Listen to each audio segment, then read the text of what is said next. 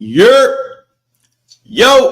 what's popping? What's good? It's your boy FBJ. I told you earlier I was coming back. I was going to return. I just needed a lunch break. I just needed time to get something to eat, get something to drink, get some fresh air, take a restroom break. I just needed some time. And I appreciate everybody for giving me some time. Give me a good hour and a half. You know what I'm saying? And really, I probably went live 15 minutes ago, but my laptop wasn't as charged as I would have liked it to be. But at the same time, hey, Don't Trip said it was popping. It was good. I wanted my battery to be charged up for at 100%, but trying to charge a battery at 100% for an hour and a half with a MacBook, it just wasn't gonna work. So I was like, okay, do I run the show off of a shit battery charge, like halfway charge, or do I just lie to everybody I said I was gonna go live to? So we decided to go live. We got a few more updates from a few more people, and it's another reason why I kind of want to wait till around 4 or 5 o'clock hour, because I want court to be out. I want all the content creators to do what they had to do, get the content out, so we have a good full scope of a show to analyze, go over, discuss. If you guys missed our earlier stream, part 1, we went for about 3-4 hours earlier today. It was really, really dope. We had over 100 something people, 160 people on Twitter. We had at the peak was around 20, 30 people on X, and I know somebody's calling me. Cool. 20, 30 people on X. So who's muted? Y'all can hear me, right? You can hear me? Just make sure you guys can hear me. All right, cool. So we do have a couple of people here. Like I said, man, we're gonna go off and start off with the OG, because I feel like even with the last stream we listened to him, his shit was dope. We found out a lot about Diddy. We found out about Salute Latasha in the building. Salute Latasha, what's up? What's up? What's up? We found out a lot about Diddy. We found out 50 Cent's baby mom, how much she was getting for child support from 50. We found out that through their text messages, she kept saying, I'm not sure if she was saying that she was smoking crack, but it was a lot of crack pipe references. It was a lot of crack. It was a lot. If you missed it, you can go back to last stream. It was a lot of crack conversations. I don't know who did the crack. I don't know if this was crack in a metaphorical term or it was a physical crack rock that was being used. But it was a lot of crack references, and I think we just need to go ahead and start the show. Yeah, he was calling her a crack pipe as a nickname. That is crazy. Referring to a woman as a crack pipe. Anywho, here come the OG, Sean G, in the building with the feeling, trying to let you know how it's going to go. And yeah, he said, yeah, exactly. He was addicted, all that, man. And Sean G, I think a lot of people like Sean G because he's very animated. And it feels like when Sean G be reading his notes, it feels like he like freestyle, like he rapping or something. It's very, very, very New York, New Jersey, tri-state, man. Very. Most entertaining storyteller. Like I said, we're going to have Tess. We're going to have Lauren. We're going to have a few other people. So let's start it. Hit the like button. Subscribe. Yeah, let me say that. Hit the like button. Subscribe. We are a little bit over 100 subscribers away from hitting 6,000 subs. If you are on X and you want to get off X and go on YouTube, feel free to go to YouTube. The stream in the chat. Let's get it cracking, man. Here we go, Sean G. We live. Jane Doe, Blue or Cool.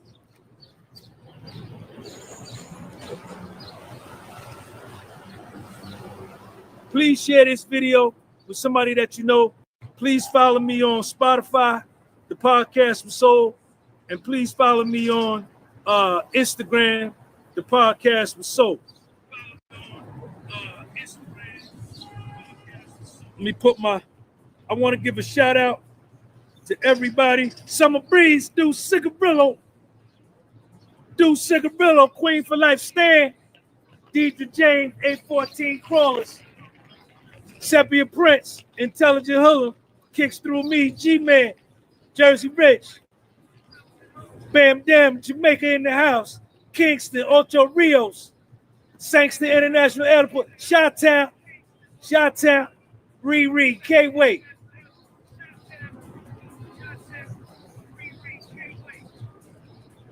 Duns River Falls, Spanish Town, Lindstedt, Red Stripe. All right, so look. Hold up. Let me go. I need 500 thumbs up. Everybody put in the live chat 500 thumbs up. Hold up.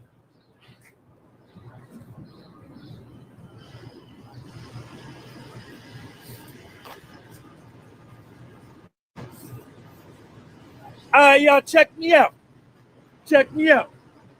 I need y'all to do me a favor.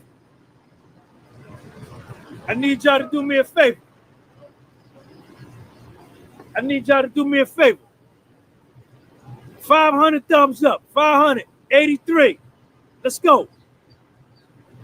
So look. Can I ask a favor? Into it. Thank you for the channel membership. If I can ask y'all, I got a good one, man. Listen. If I can ask y'all a favor, put a 4 in the live chat. If I can get a favor. All I want is a favor. If I could get a favor.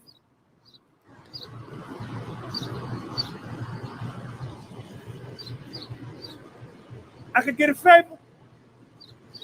All right. I need everybody to go in the live chat and type in integrity never went out of style. Type it in. Integrity never went out of style. What's up, man?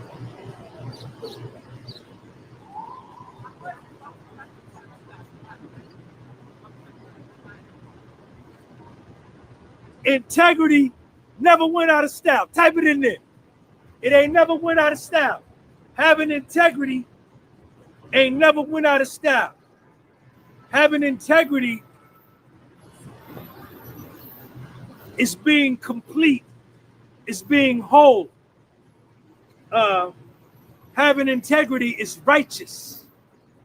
Having integrity is royalty. It's magnificent.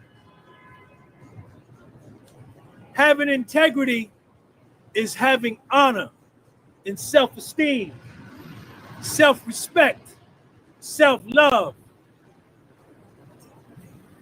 You're not able to be compromised. You are not for sale. Integrity ain't never went out of style. So look, we come back. We come back from the lunch, right?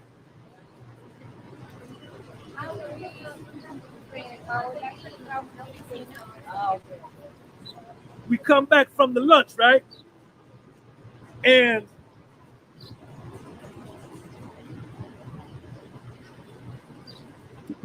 Jane Doe says that she was speaking with Puffy about going to rehab, that he had jaundice in his eyes, his hands were shaking from all the alcohol, and that his gums were gray.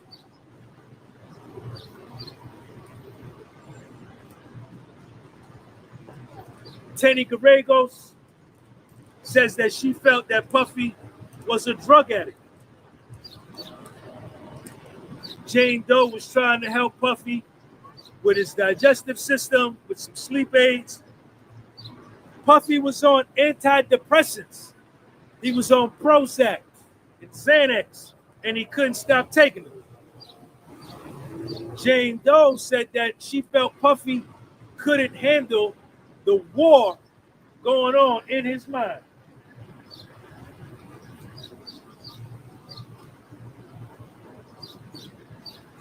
They thought that ketamine therapy would help Puffy with his depression. Jane Doe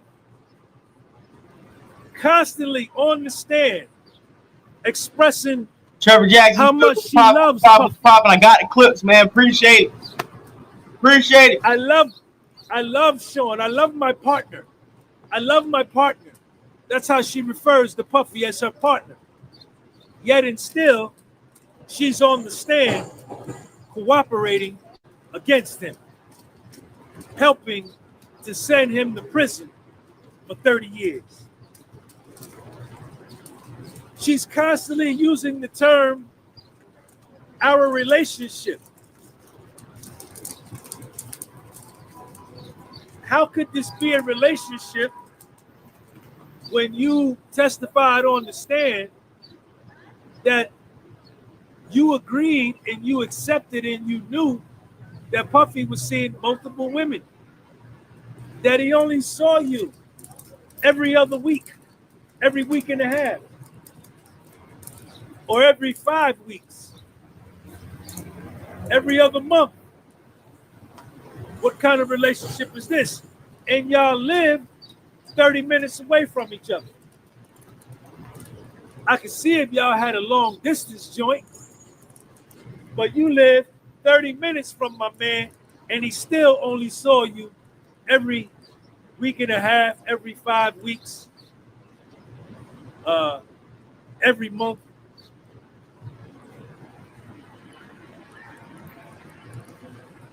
Jane Doe testified on the stand under oath. I need 500 thumbs up. I need 500 thumbs up. Run it up. That she did some research and she looked up the word cuckold. C-U-C-K-H-O-L-D. And what a cuckold is, it's a man who likes to see his woman have sex with another man. And Tenny Gallegos, Puffy's lawyer, asked her, what do you think cuckold means?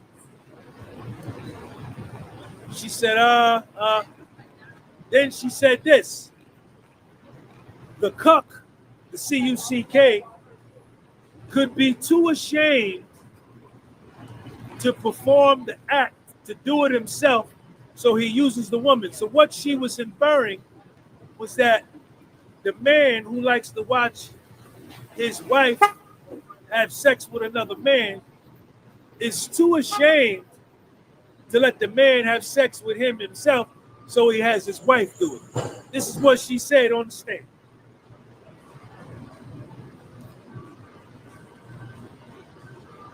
Jane Doe, on the stand, testified that one of the male entertainers, Paul, she grew fond of Paul.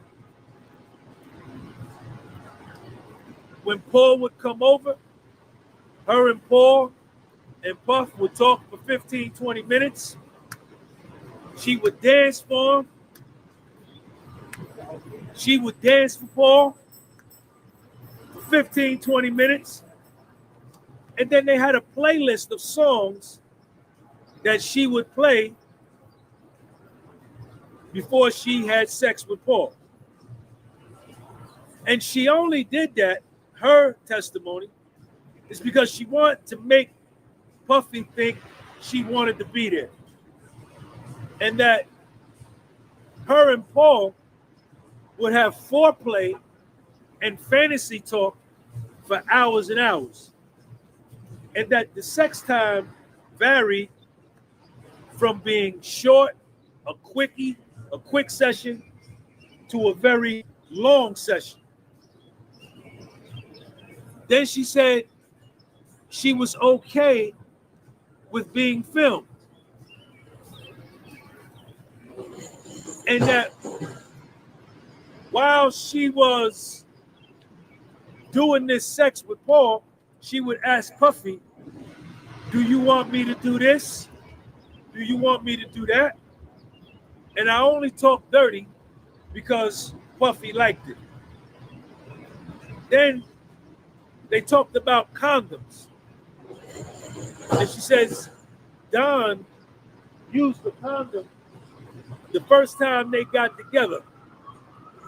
And what she was implying was that every other time after that with Don, she didn't make him use no condom. I could be wrong there though. September 2023 at the Trump Hotel. Puffy back at the Trump Hotel. What hotel is Puffy at? Put it in the live chat. September 2023 at the Trump. What brand of hotel did Puffy support the most? Put it in the live chat. There you go.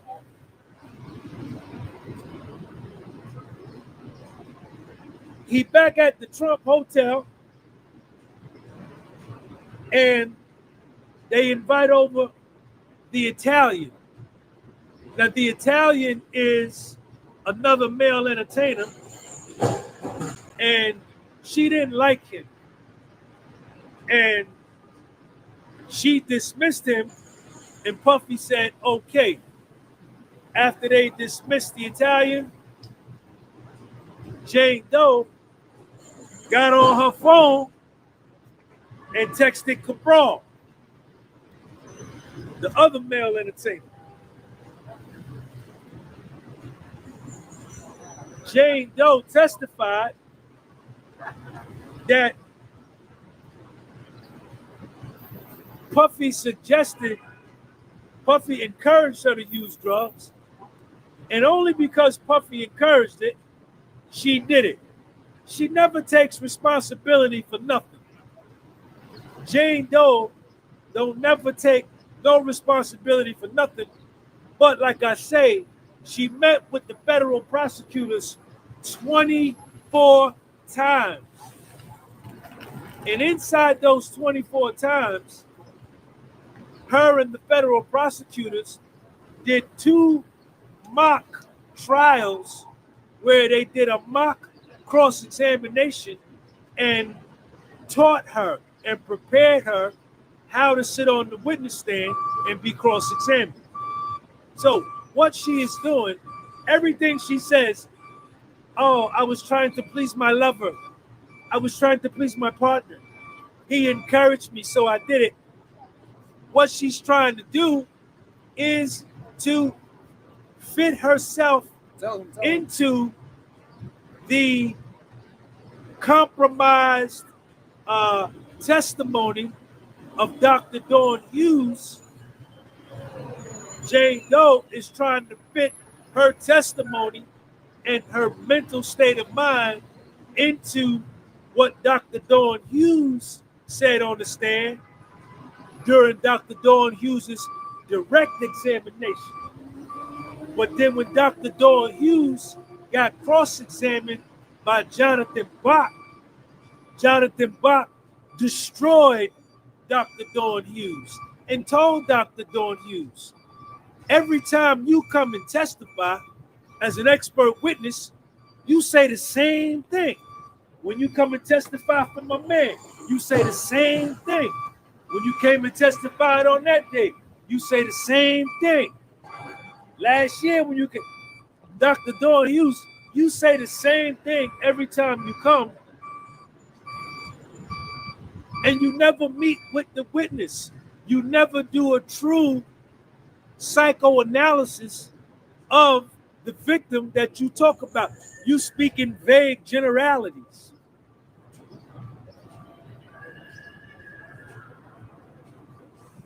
Tenny Gallegos asked her, what about ketamine? Did you try ketamine? Jane Doe said, yes. I didn't like it. I didn't do it no more. Oh, the ketamine, you decided not to do it no more. That was your decision. Did Puffy say, did he encourage you to keep doing it? No, that was your decision to quit. Same thing with the cocaine. But with the ecstasy, you kept doing that. You kept doing that. Jane Doe testified that the ecstasy made her feel liberated and sexual, and that she also took ecstasy when she was by herself without Puff.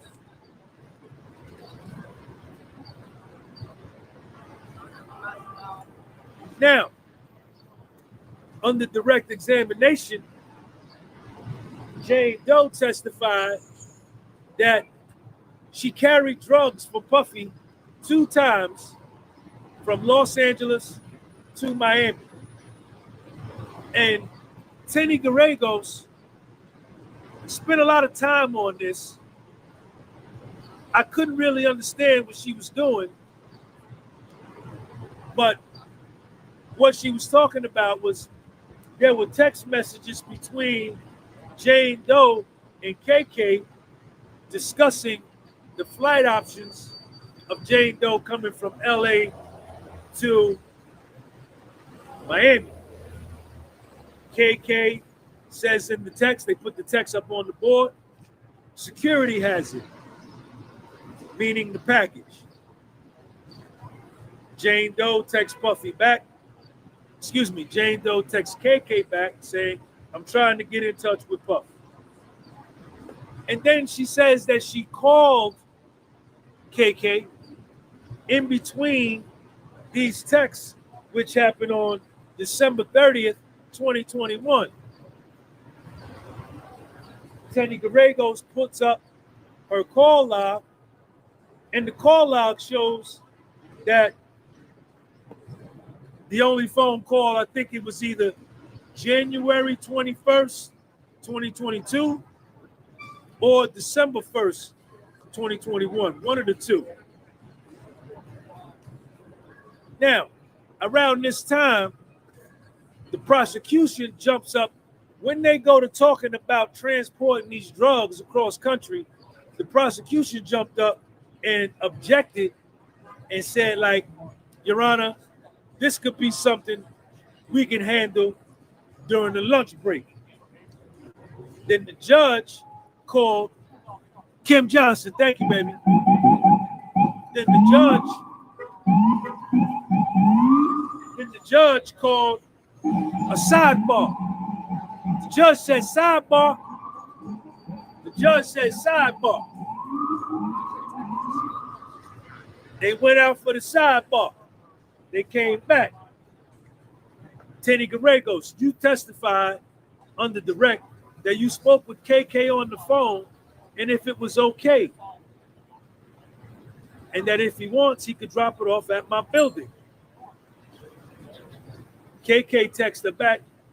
PD talks to him all the time. Now, it came out during the cross-examination that Jane Doe didn't like KK. Her and KK didn't get along because Jane Doe, this is what Jane Doe said. KK didn't like me and said that I was bad for Puffy's relationship. She had strong opinions about me that influenced how Puffy treated me. Here we go with the victim. Jane Doe, I'm the victim. Poor me. It's Puffy's fault. It's KK's fault. It's everybody's fault but mine. And I'm 35 years old. Tenny Gallegos. Jane Doe. The male entertainer Don, you found him handsome, didn't you? Yes. He had green eyes, and I found him handsome. What about the other male entertainer, Jane Doe? Paul. Paul was gentle.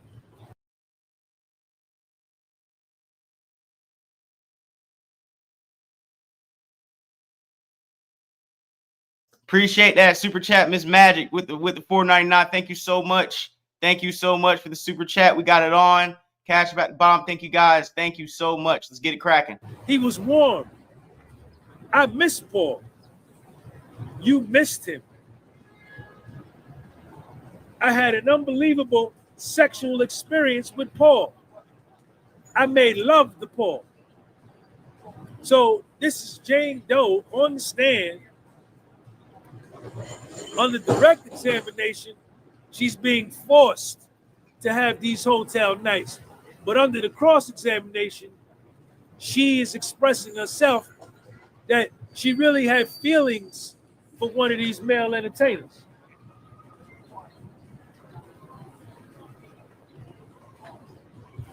Now, her and Puffy had nicknames for the hotel night.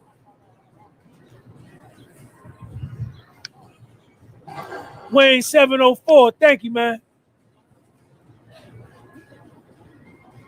Puffy, Paul, and Jane Doe used to call themselves showing the out today. trifecta. You showing out. We When they appreciate had a you hotel showing out night today. together, We gonna be able to they get had a a trifecta we gonna be able to because get it a was combo three of meal from Shake and Shack Day. and they Shake named Shack. themselves Hold after on. famous. Miss Magic, we're gonna be able to get a nice a Five Guys a combo meal. What you got? Hey, all love, all love. This is what I'm talking about. All love. Thank you, thank you.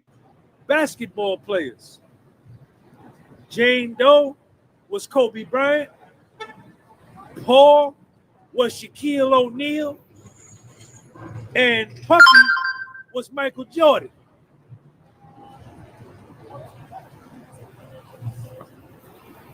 Jane Doe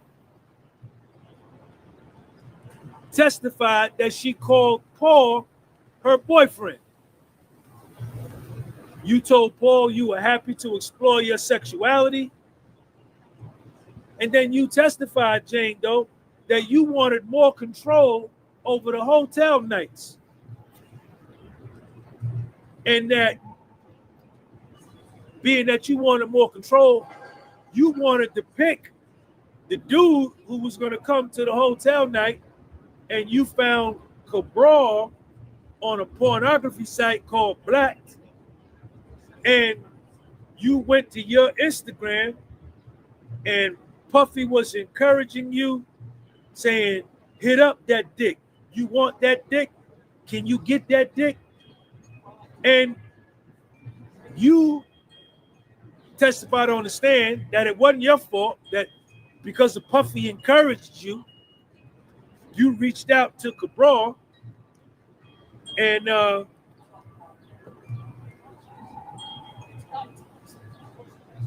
y'all got together. And after the first time you and Cabral got together with Puff, there was no money exchanged.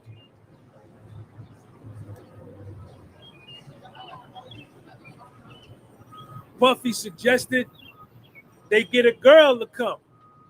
It'd be Puffy, Jane Doe, and another honey. Jane Doe testified that I was happy and surprised because Puffy never had a girl do that. Now, supposedly, Cabral took one of these tapes of the hotel night and sold it to a media company. And Puffy was upset. He was mad at Cabral, and he was trying every way possible to not to get the tape to be released. He was angry, and that Jane Doe, he didn't want you to be exposed, nor did he want himself to be exposed. And Cabral was trying to extort Puffy and Jane Doe. Jane Doe, isn't it true? Jane Doe testified on the stand under oath that Antoine, she reached out to Antoine, who was another male entertainer, and that Antoine would not travel nowhere else. He would only do hotel nights in LA where he was based. And the first time she reached out to Antoine to invite him over for a hotel night, she FaceTimed him. Now, Tenny Gallegos, at this point, tries to blow holes in the RICO case. Poor righteous teacher. Thanks, Sean, for showing and proving actual facts like Allah mathematics. Shout out to the supreme mathematics and the 12 jewels. Knowledge, wisdom, and understanding, freedom, justice, and equality. Tenny Gallegos is questioning Jane Doe on the stand. Says that, Jane Doe, isn't it true that none of Puffy's security and none of Puffy's assistants ever saw the entertainers, and that when security came to the door to bring the money, Puffy would meet them at the door and grab the bag. The assistants never came in the room. Jane Doe, you never told anybody about the entertainers. You never told KK nor Jonathan. You and Puffy were very private about the hotel nights.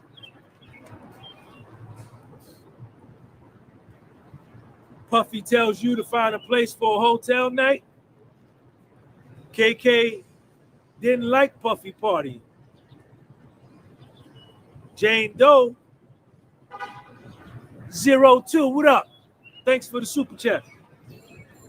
Jane Doe texts KK, don't worry, nothing was gonna happen. KK texts Jane Doe back, y'all need to give each other space. You need to leave Puffy alone, and Puffy need to leave you alone. Why don't y'all just stop? KK, Puffy's assistant, looking out for Puff, saying, y'all need to leave each other alone. You understand? He doesn't like you partying because when he get with you, it be too much party.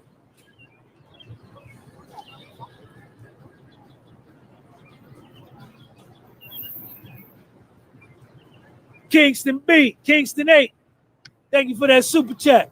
Rock this funky joint.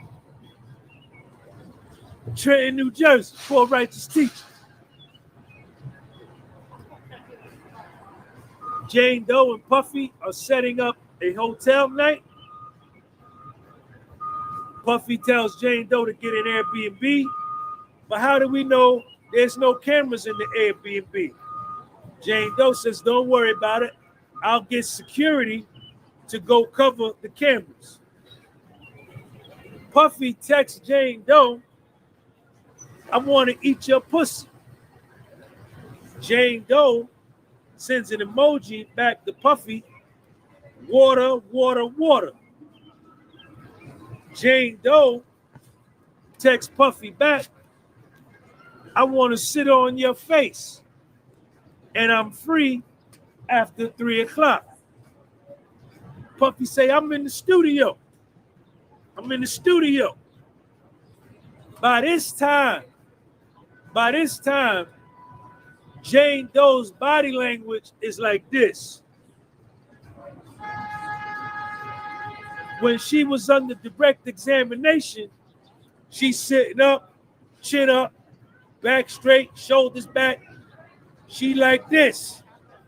But now, under cross-examination, she looked defeated. She looked deflated, like this.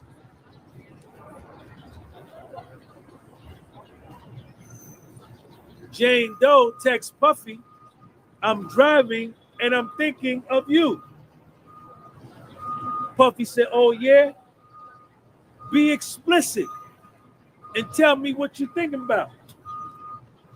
Jane Doe texts Puffy back, I want to suck Paul's dick and get your strong stroking put deep in my pussy while you looking into my eyes. That's the only dick I'm supposed to have. Emoji, water, water. The store closes at 12. Do you need me to go to the store to get some outfits for the hotel night? Puffy texts her, do you want me and Paul to stop by? Because you know I can't have any entertainers at my house. Jane Doe, yes, I know, baby. We could do it at my house. What's up, man? I'm good. How you, brother? Puffy, I want to do, you going to be here tomorrow? All right. So after Jane Doe gets off the stand, I want to talk to you about her testimony directly to the cross. And, we can do it real quick out there. Come on over. You got it? You got YouTube? Tell him. Tell him. I'm Joe Newman, a.k.a. Good Logic. I'm a New York lawyer turned podcaster. I like covering trials like this so I can give you a legal perspective as to how effective the state is doing their job, how good a job the defense is doing, and give you the vibe of the courtroom. So this way, even if you have a transcript, you can actually understand how people are taking what's going down inside the courtroom. All right, now you on Instagram? I'm not on Instagram, no. I'm TikTok? Not really. A little bit, not really. All right, but YouTube. I'm YouTube. I'm Good Logic. I got 100,000 subs on YouTube. All right, good Logic. Logic. Spell it. It's spelled like the word logic, but with law instead, because the attorney thing.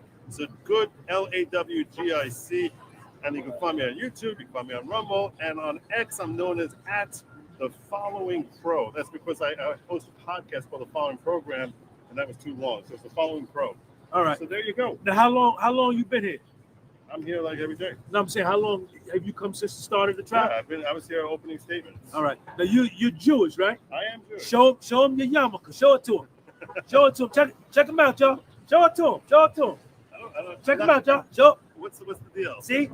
Now I just want to show him that everybody is here. Everyone's here. Everybody's here. Everyone's here. And this is everybody's welcome on the podcast. So, but we're gonna let me finish doing my live, but I'm gonna get with you on a one-on-one, and we're gonna talk about. I want to talk about Brianna, and then I want to talk about Jane Doe.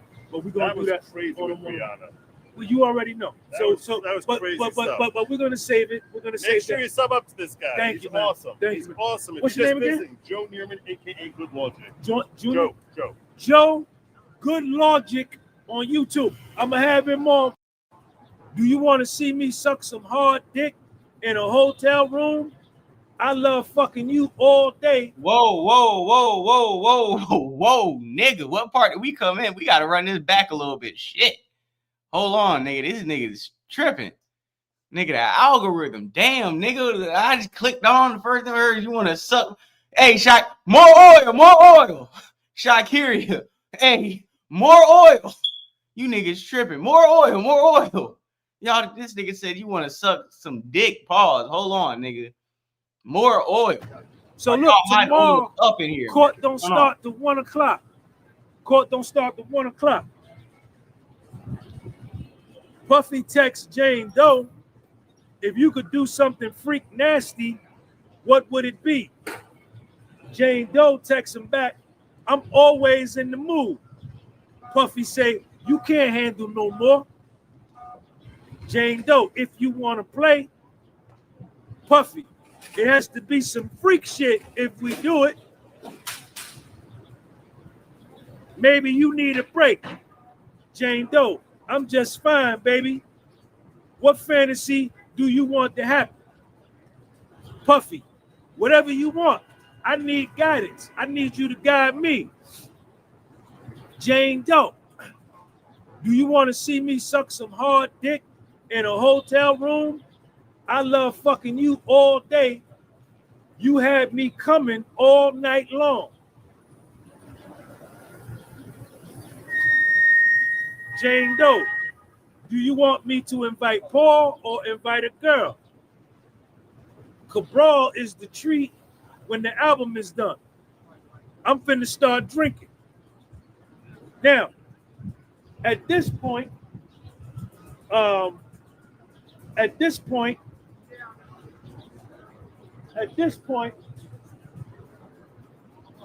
Terry Gallegos is questioning. She blaming everything on Puff. Everything is Puff's fault. She's 35 years old, but this is all Puffy's fault. Jane Doe testified that he likes the way I say my baby. Jane Doe text Puffy, November 22nd, 2021. My love, I searched for flights. I can be there tonight, but I got to fly back in the morning. I got to leave tomorrow. They play a voice note. That Puffy sent her at 10:19 in the morning. Puffy say this on the voice note. You always want to set some shit up. The last vision that we had was Don and ATL, Don and Cabral. Let me see you do it.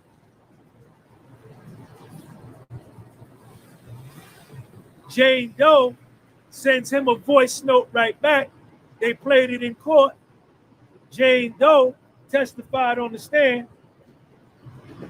That's definitely very easy for me to set up for sure.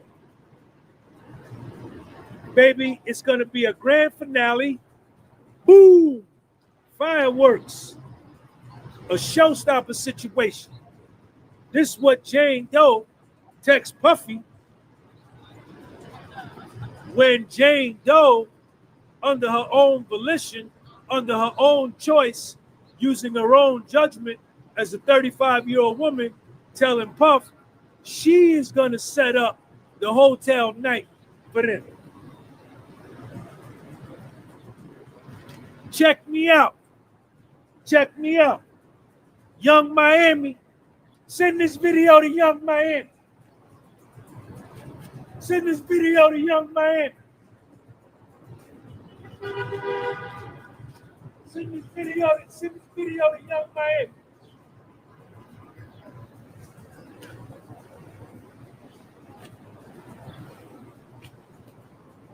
So, 305 Dade County,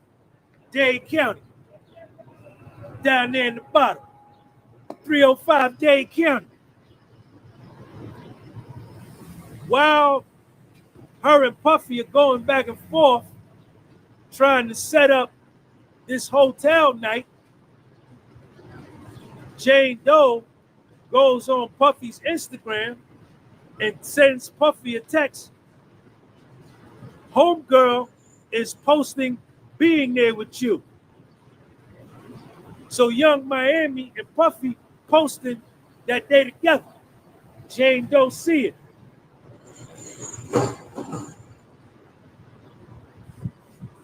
Jane Doe says, let's sit this one out. Enjoy your day. You want me to come for a hotel night while you lay up with another girl.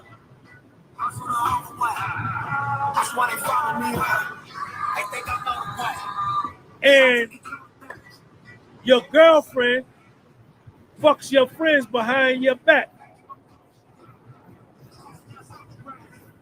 Jane Doe testifies. Tani Garego says, well, why did this bother you? Were you jealous that this bothered you? She said, yeah. Jane Doe said, yeah.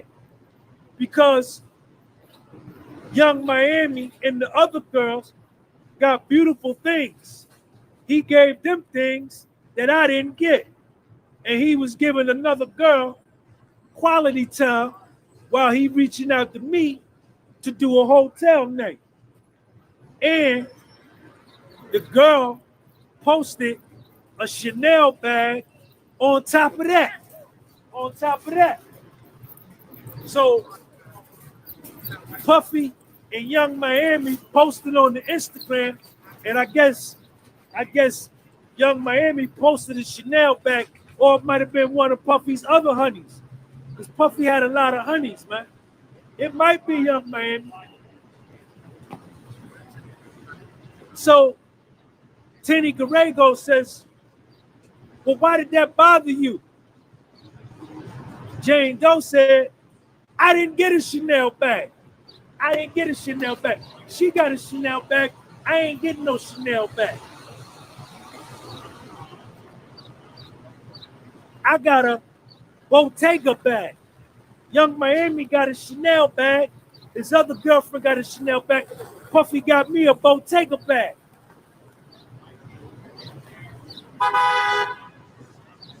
Tani Garego asked her, what is a Bottega bag? Jane Doe says back to Puffy's lawyer, I'm sure you have one, but in a real smart tone. Jane Doe got smart with Puffy's lawyer once the conversation switched to Young Miami. She got mad. And Tani Garego, who that right there? Yo, Pam, what up? Pam Esquire. Pam, I see you. Once Tenny Gallegos started talking about Young Miami on the Instagram and Puffy spending quality time with Young Miami and these other honeys, bought Young Miami a Maybach, Young Miami posting damn Chanel bag, and Puffy bought her a Bottega bag, right? So Jane Doe mad, she heated. So Tenny Gallegos says, well, what is a Bottega bag? And Jane Doe said, I'm sure you have one. Got smart with Puffy's lawyer in the court. Everybody in the overflow, all the people in the overflow where I was at, was like, oh, right? Then Tenny Gallegos came right back and says, how much do they cost? How much do the Bottega bag cost?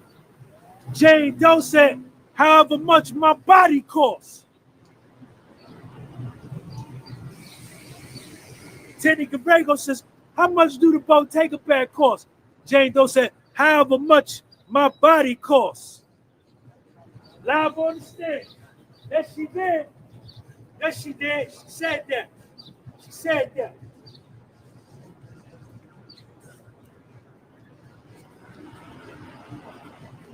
Jane Doe.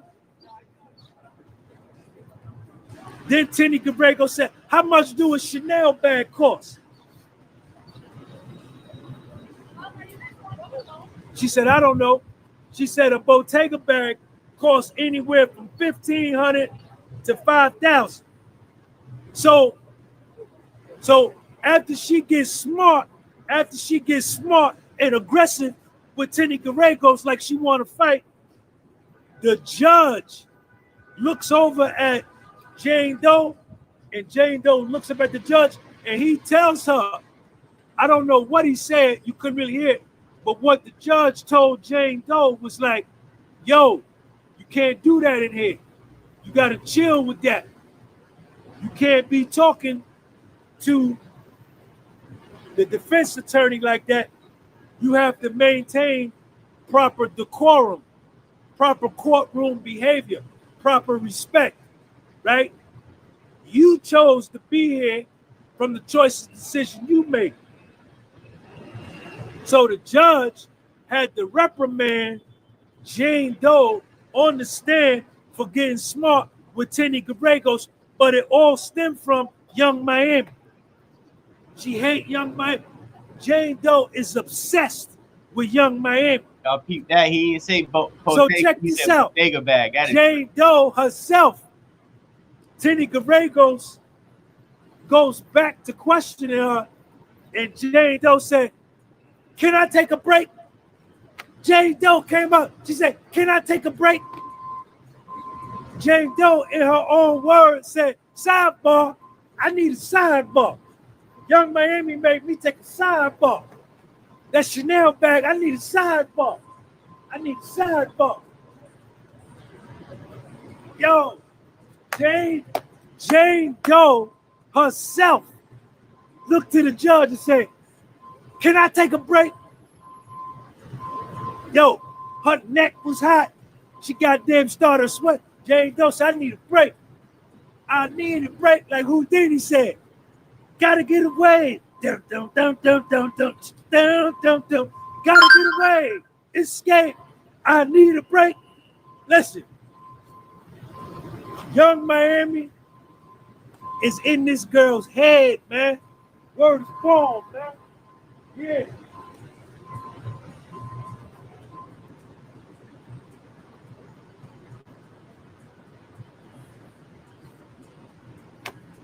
Jane Doe, yo, and the jury, when she,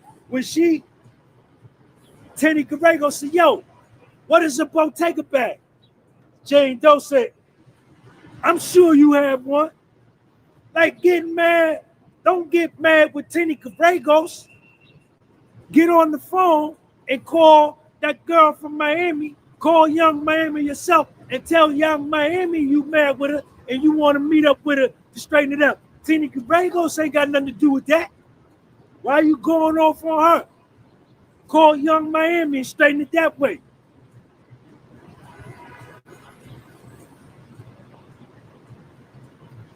So when she gets smart and aggressive with Tina Gallegos, the jury sitting right here. The jury is seeing all of this.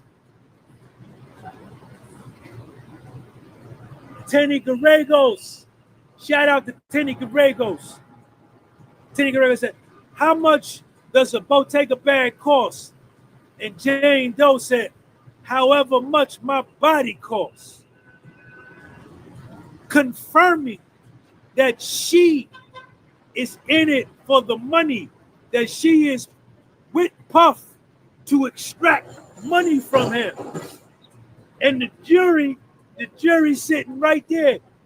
So, in my estimation, everything the prosecution did in the direct examination got undone and destroyed by Jane Doe. The government witness that the prosecution met with 24 times. They met with Jane Doe 24 times, and they prepped her 2 times how to handle cross-examination, but they mustn't say Young Miami's name in the practice. Hey, they mustn't say, they mustn't hold up a Chanel bag and say, look at that Chanel bag, and hold a picture of a Young Miami. Because when she hear about Young Miami, she lose it, man. She lose it.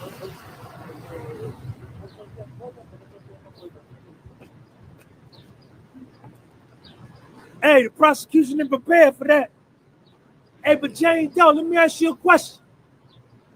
Why are you getting mad with Tina Gallegos? Tina Gallegos is just an attorney that you met. You met with Tina Gallegos several times before you flipped and became a cooperating witness against Puff. You met with Tina Gallegos when you was down with Puff.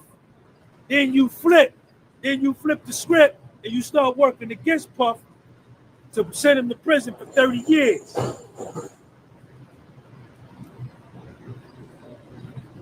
Jane Doe says, I was mad and jealous of Young Miami and Sheena, Livy P.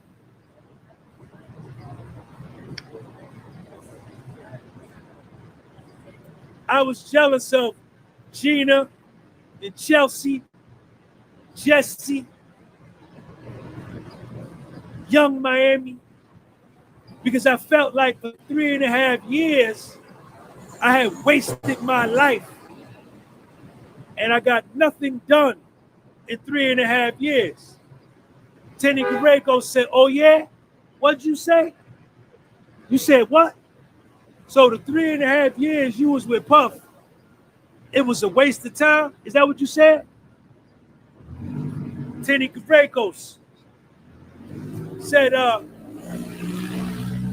Jane Doe.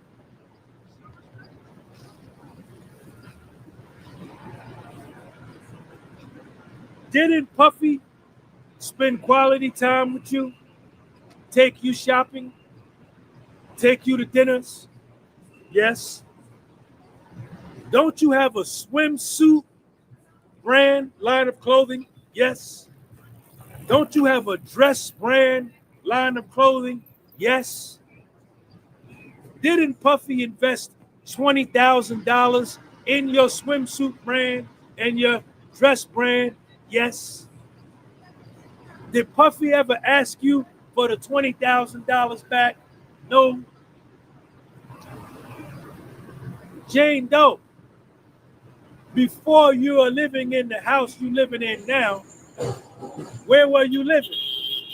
I was living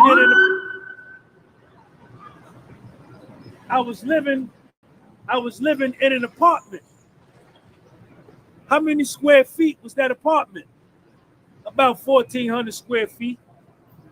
Where do you live now? I live in a house. How many square feet is the house? 5,300 square feet. And you live in this 5,300 square feet house for you and your child.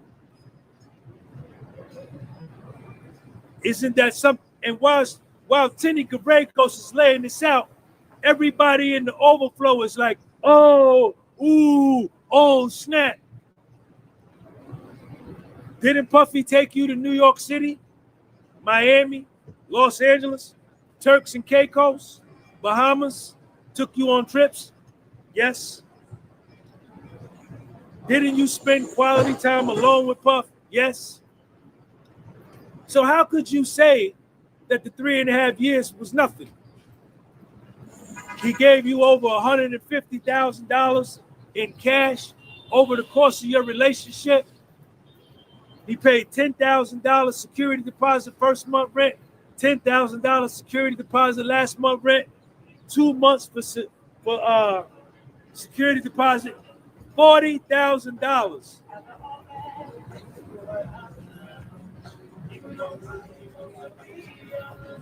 Check me out.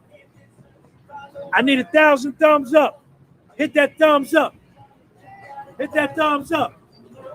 Let's put it on 1,000.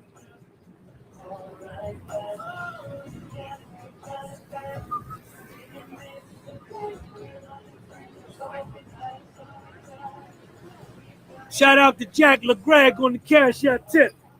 Jack, thank you, man.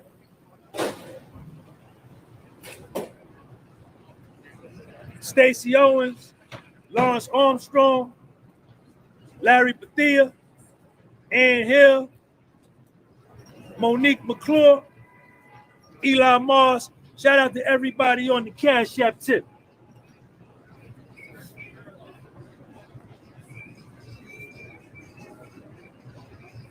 Ethan Uzumir, what up? Puffy text Jane Doe. I'm on a plane. You turn me the fuck out. I keep thinking about you. When can I see you? Jane Doe text Puffy back. And they read this in court as I'm reading it off my notes. Check my notes out. Look at my notes. It has siren. Yellow I paper. thought I was the only person who caught the siren. Carlton, So that siren had stand out better than your ink. You write your notes on white paper. I write mine on yellow paper. So my ink stand out better than your ink. My notepad better than your notepad. Puffy, I'm on a plane. You turn me the fuck out. I keep thinking about you. When can I see you? Jane Doe. Daddy. Jane Doe text Puffy back. I haven't seen it. Daddy, I wish I had your dick sliding up and down in my clit and fucking you and you making me come.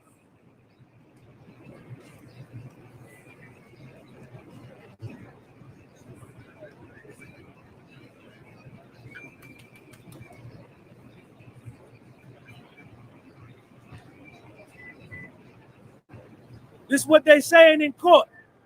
This is what they saying in court. You filming me? What you gonna do with it? Yes, you can. Come here, come here. Say hi to my people. Since you filming me, come on. You gotta just say hi. What's your name? You want to call and you filming me at the same time? Let me see it. Oh, okay. She filming me. She on a call, y'all.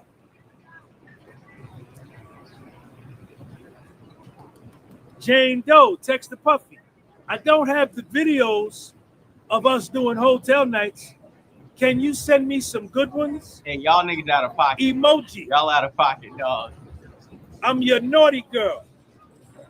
Puffy, we don't have to be debaucherous. Jane Doe, laugh out loud, LOL. I've been having a fantasy in my mind. The next time I see you, I'm going to do something different. Puffy texts her back. We don't have to do Molly. Jane Doe. We can get slutty the following day. Puffy. We don't have to go crazy the rest of the year. Let's switch it up. I believe it when I see it. Jane Doe. I love your intensity. I love our level of eroticism. It's on another level. Puffy said, nope, I'm going to make you beg for debauchery. Jane Doe. You definitely intoxicate me. Every stroke you give me. Do you remember the time? Do you remember the time when we fell in love? Do you? Michael Jackson. I love Michael Jackson. I love Michael Jackson. And I don't believe nothing what they said about Michael Jackson. I love Michael Jackson. When he was with the Jackson 5 and had the big afro. On God. In 1975. On God. Wasn't nobody bigger than the Jackson 5. On God. Talk to these niggas. Bigger than the Jackson 5. Talk to these niggas. Nobody bigger than the Jackson 5. Tell these niggas OG. Bigger than Michael Jackson. Tell these niggas OG. Michael Jackson, I don't care. You could get Drake. I don't care who you get. Talk to him. Better than Michael Jackson. Nobody. Not the GOAT. Talk to him, OG. Talk to him. Do you remember the time when we fell in love? All right, Jane Doe. Prince couldn't mess. Prince money though. Prince mean. I'm a Prince fan. Prince is all that, but he ain't no Michael Jackson though. He ain't no Michael Jackson though. How you doing? Excuse me. I'm live on my YouTube. Want to say hi to my people?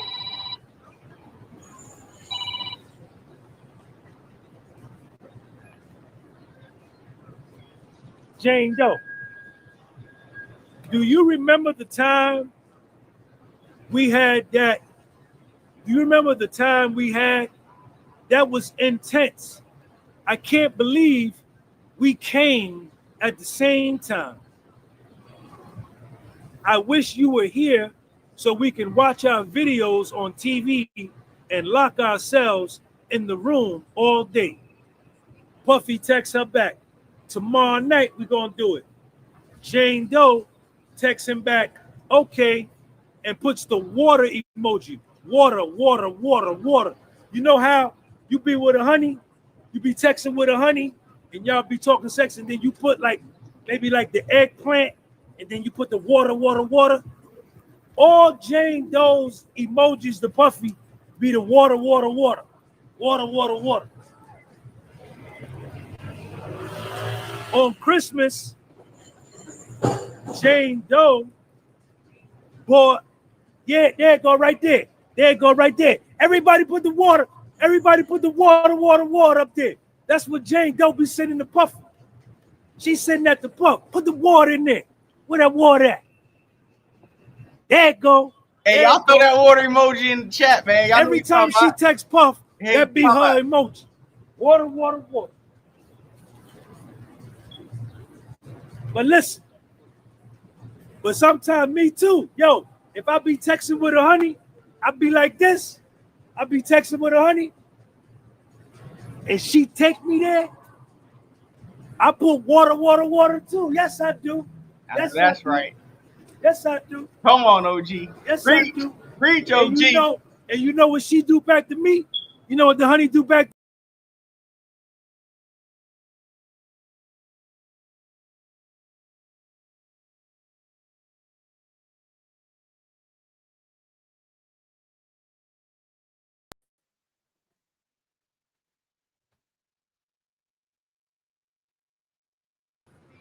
Well, Puffy's 3 daughters. Oh, and you know what she do back to me? You know what the honey do back to me? She send me the water, water back too. She know what it is. She know what the fuck it is. She know what it is. She better send it back. She better send it back, or she won't see me. All right, so on Christmas, Jane Doe bought Puffy's 3 daughters some teddy bears for Christmas. And Puffy texts her, that was so sweet. Good Larry in the live Doe chat, 499. text Puffy Larry back in the building. Thank you. saying, Appreciate it. the way you made me Appreciate it. come, I've never came that hard before in my life. Your dick was hard, deep, and wet. You light my fire, you blow my mind. That's Jane Doe. That's Jane Doe. What y'all want from me? What y'all want from me? What y'all want from me? That was it. That was the end. So we ended early today. Tomorrow, court don't start until 1 o'clock. So I will not be doing, I may come, you know what? I may come and do an early joint. I may come and do an early joint, even though court is not going to start until 1 o'clock and go all the way to 5 o'clock. What's up, man?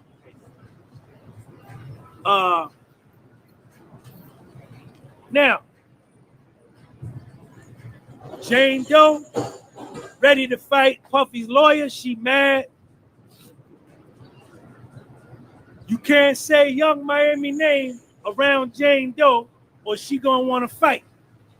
She want to fight anybody else but Young Miami. All you got to do is say, Puffy, give me Young Miami number. I got to straighten something out with her. I'm dealing with you. She dealing with you. Let me call her on the phone and tell her like, yo, what up? But she's not going to call Young Miami. She's not going to do that. She's not going to do that. She's just going to tell Puff about how mad she is. But let me say this.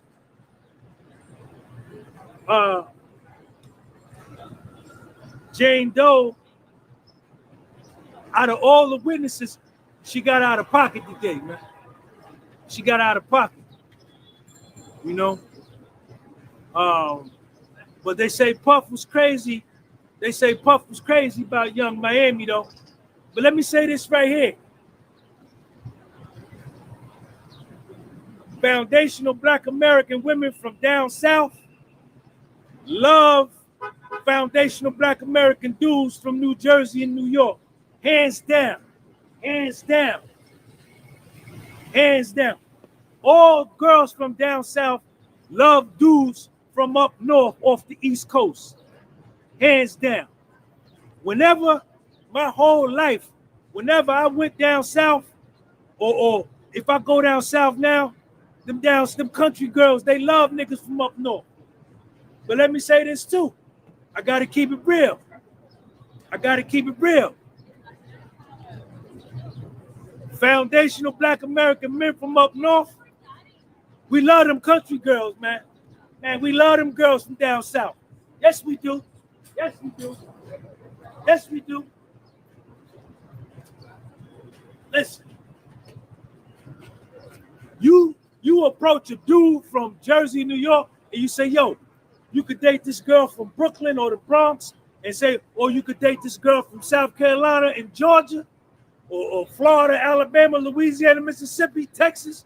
Man, we're gonna be like, man, give me that down south. I need that down south. See, my mother was a country girl. My mother was a country girl from Georgia. I love them down south girls.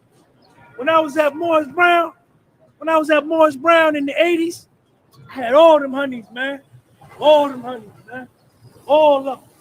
Yes, I did. Yes, I did. Yes, I did. Yes, I did.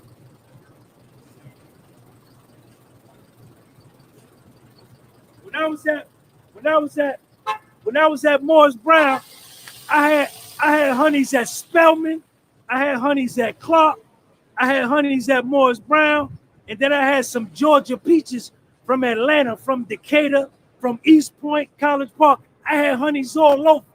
I had honeys all over Atlanta, all over. And they used to be like, I love the way you talk. I love your accent.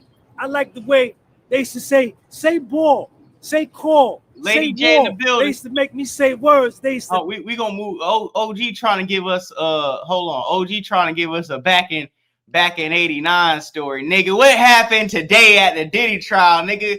Get the hoes on another. This ain't the get the hoes stream. OG, tell us what happened with Diddy, nigga. Get back to work. The ICE protests, like what they doing in Los Angeles. Oh, nigga, yapping about the old. But anyway, that's what it is. That's why Puffy was crazy about Young Miami. That down south girl turned them out. Young Miami turned Puffy out.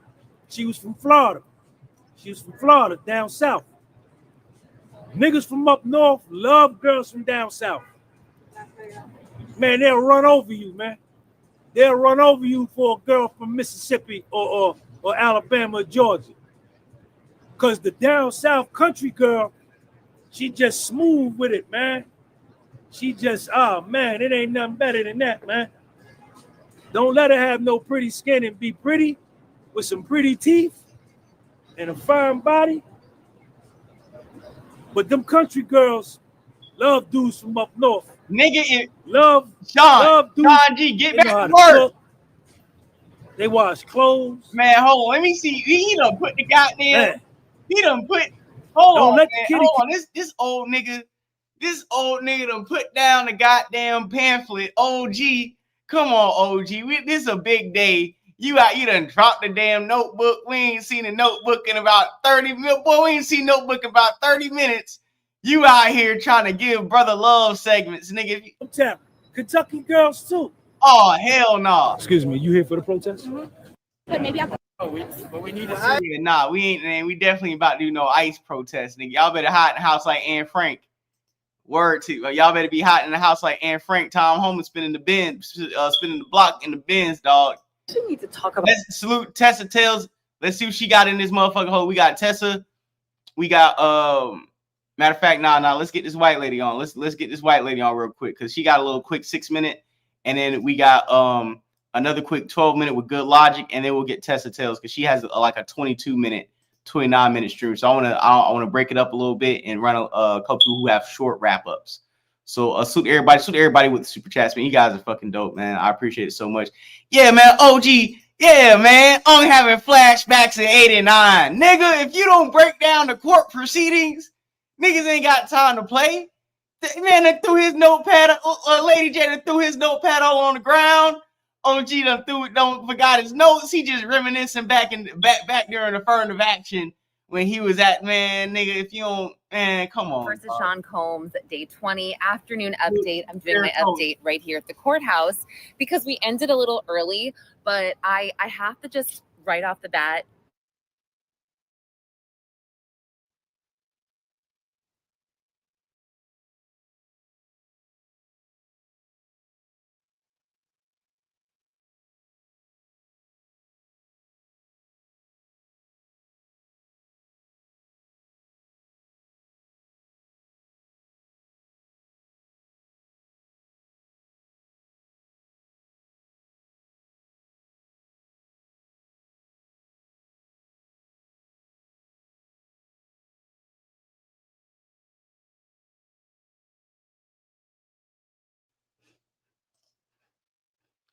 All right, we back in the building. The Wi-Fi was playing, so hold on. Let's get it back cracking.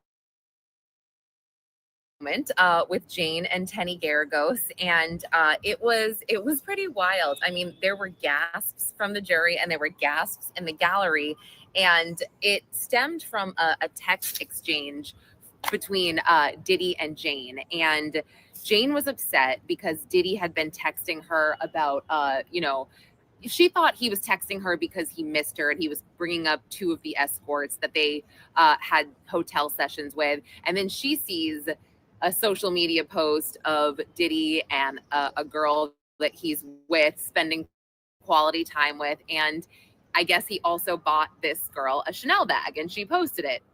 And Tenny's reading the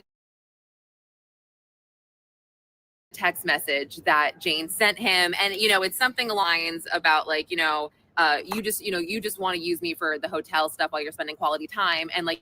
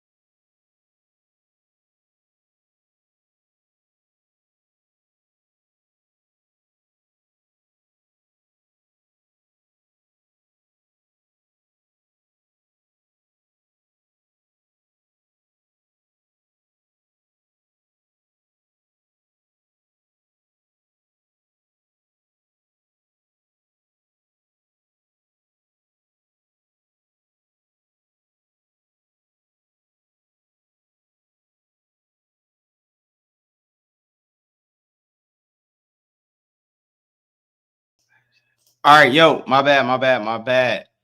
I forgot to put my Ethernet cable in. Hold on. Yeah. My bad, guys. I forgot to put my Ethernet cable in during the stream, so it just it was kind of a little choppy, but we got it back going. Ethernet cable in. We about to get cracking. Let's go. Skipped over this, but at one point before that, Tenny said, "What is a Bottega bag?" And she said, "You probably have one." That's what Jane said. And so after this, and she talked about the price, and she's like, "How much?" And Jane said a Bottega bag is $2,000, and then she's like, "How much is a Chanel bag?" And she's like, "I don't know." And right before that, the judge kind of scolded Jane to just answer the questions. And then Jane was like, "Can we take a break?" And then when we got back from the break, Jane actually apologized, and she just said, "I apologize." And also, when we got back from the break, the judge told the jury that we were going to end early, and one of the jurors goes, "Yay!" But okay, so essentially the cross this afternoon, I actually was very excited to leave because I would say 90% of the afternoon was spent on explicit text messages. And when I say explicit, I mean, I'm an adult, I can handle it. These were very explicit, and Jane had to read most of them. So, and I think that was to sort of show that she would text Diddy that she was having fantasies about certain escorts. And, she would kind of explain herself and say, "Yeah, well, I was kind of placating, etc." But nevertheless, we did hear about texts that she sent, saying that these escorts turned her on and she was thinking about them, et cetera, et cetera.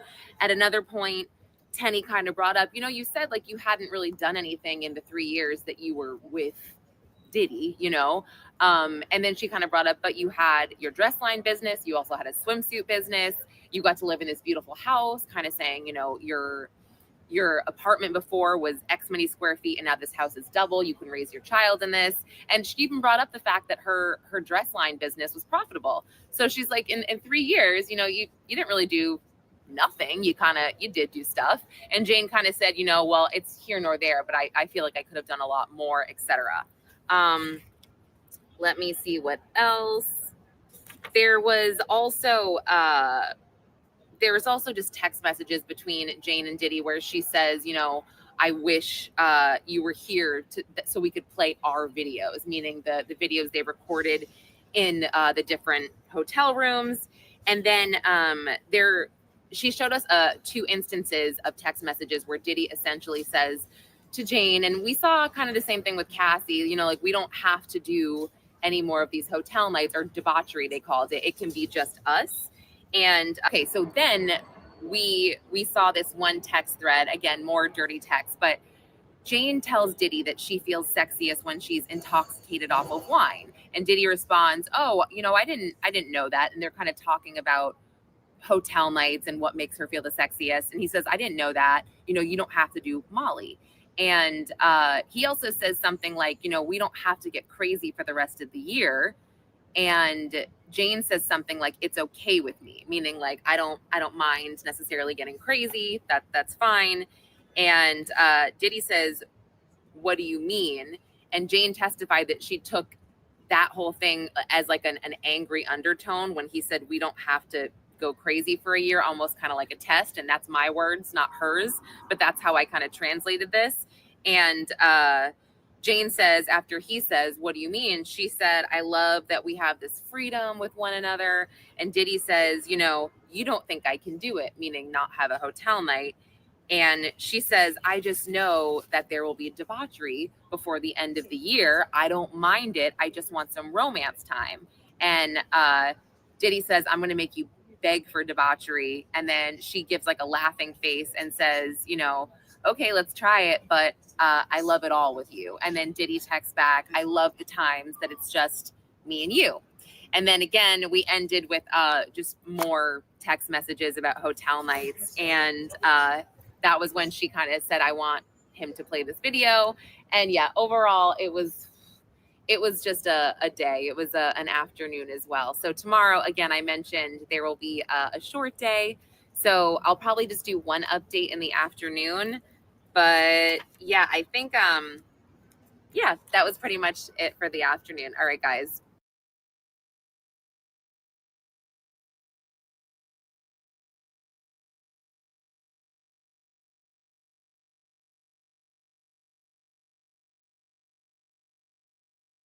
Hey, man, let me say this about Diddy, man.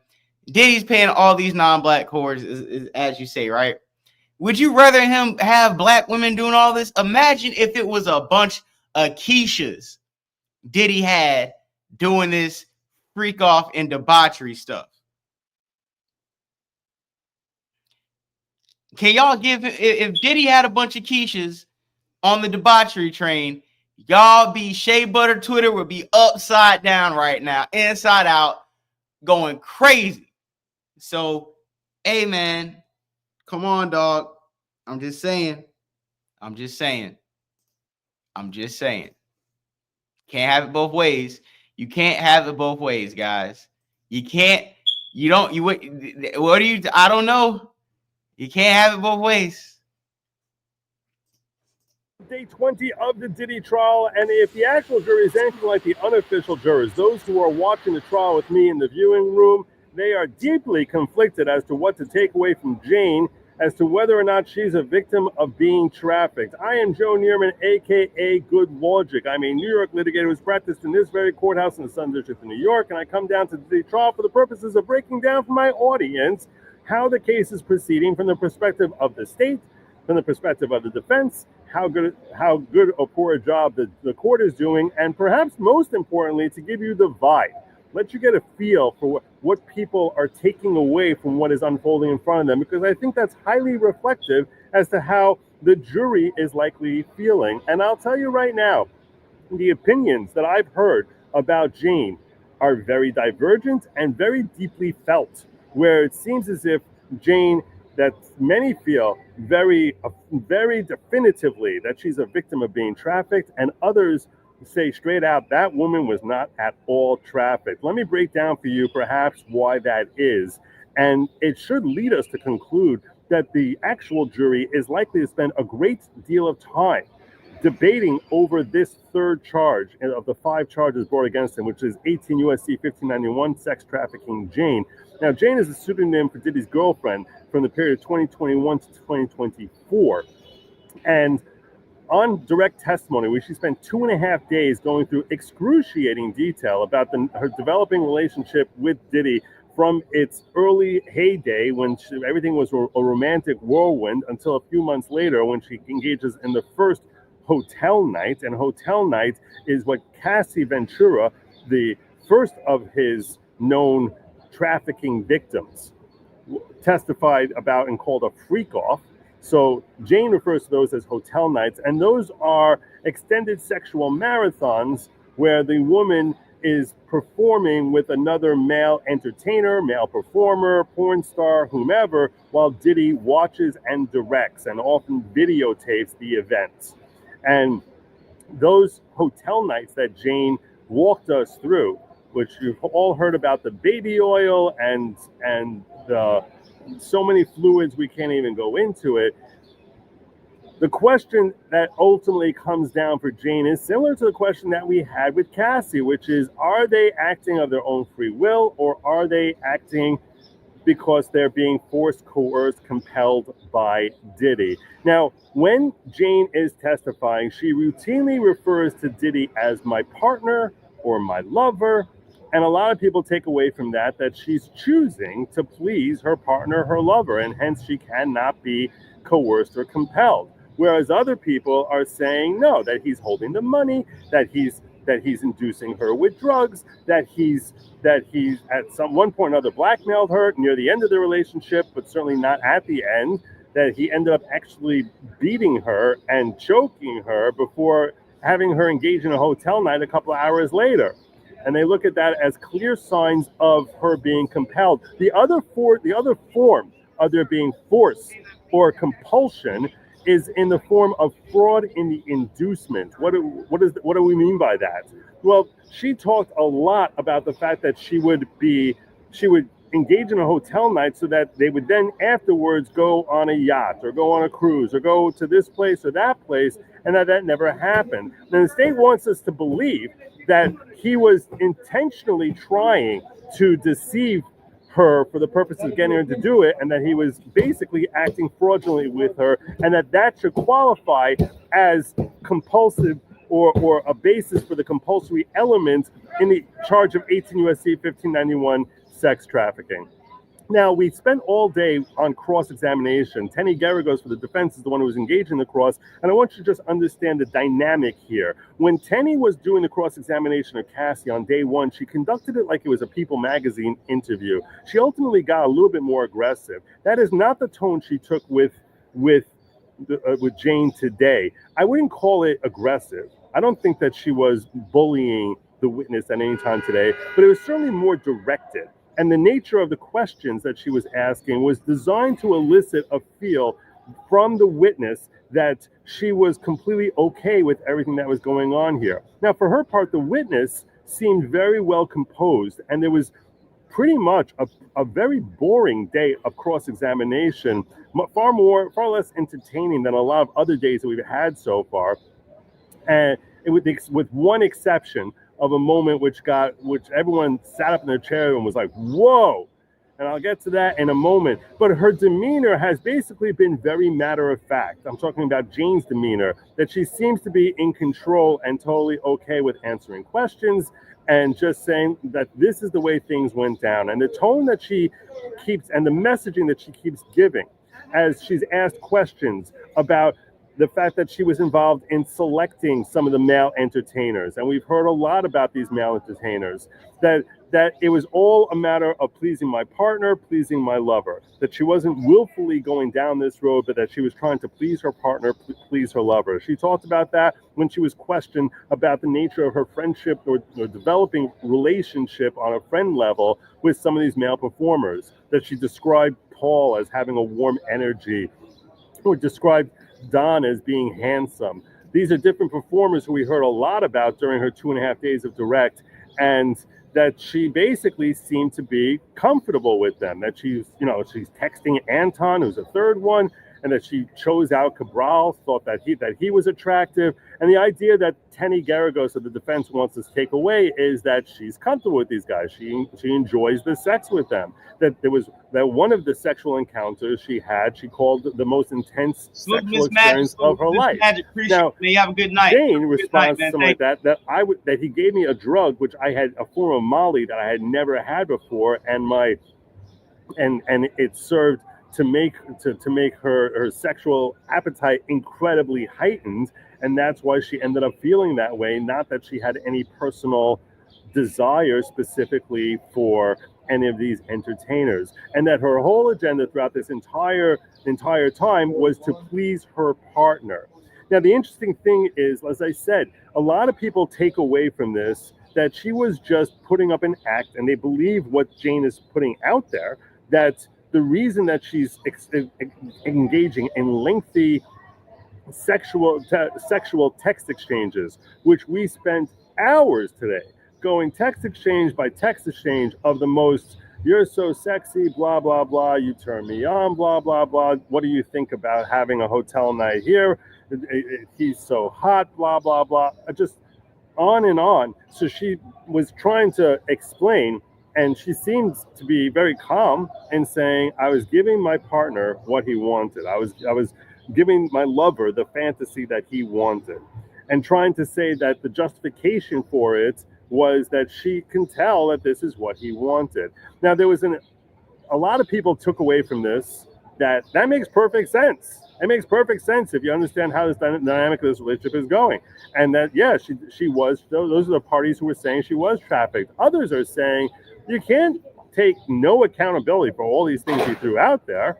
There's got to be some sort of accountability. And it leads me to conclude that we're likely going to see a very conflicted jury, specifically over the third charge of the 5 charges brought against Diddy, the 18 U.S.C. 1591 sex trafficking as it relates to Jane. I think they're likely to be very conflicted with very strong opinions as to she was definitely trafficked or she was definitely not trafficked. But I really want to get into the terse exchange, which was the one exciting moment of testimony today. There was a point in time where one of the issues which would develop a fight between Jane and Diddy was about the fact that she felt she had been compartmented into this type of role of serving as his pleasure zone toy.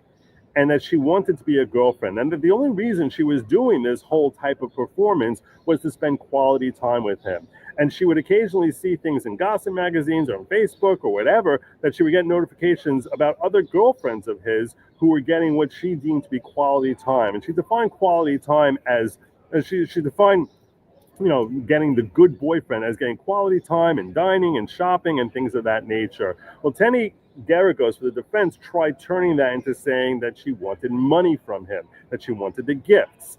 And she started going into a fight that unfolded shortly after Jane had seen a Facebook post from a girlfriend where she was all excited about a Chanel bag that she had gotten from Diddy.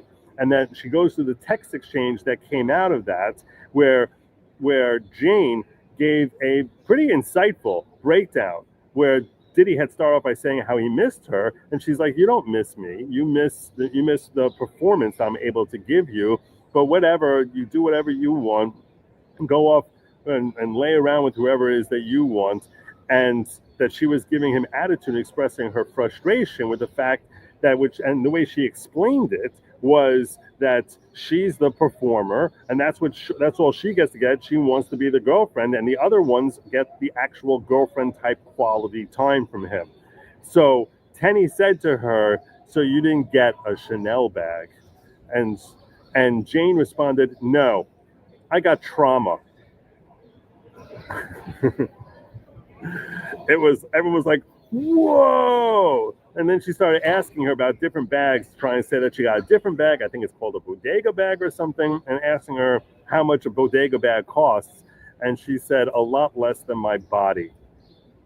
So that was the one scuffle between Jane and Tenny Garagos during the entire cross-examination today.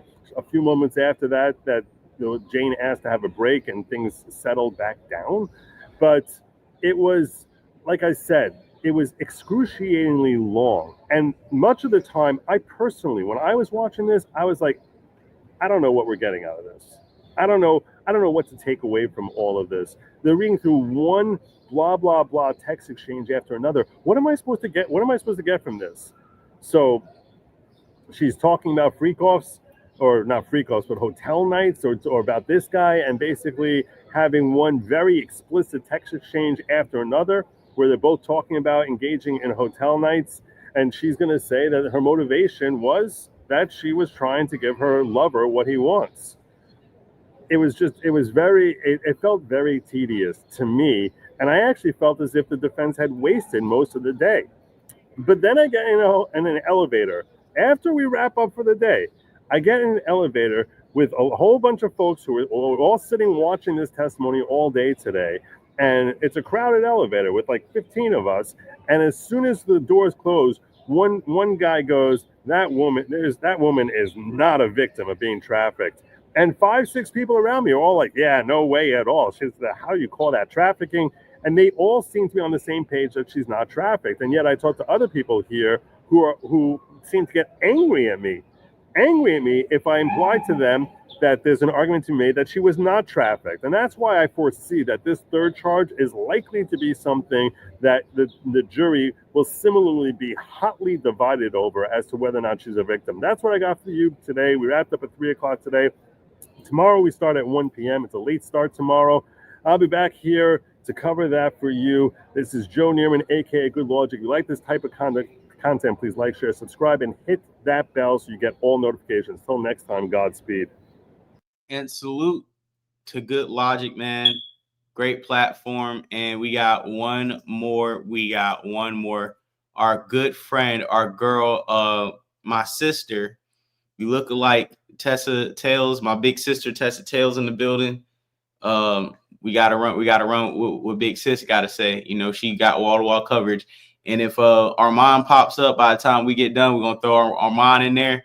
You gotta get oil. You gotta get oiled up when Armand Wiggins come through. You gotta get all hot, oiled up when Armand Wiggins comes through. So you gotta, get ready. But we're gonna go with Big Sis Tessa Tails in the building, man. Hit the like button, subscribe.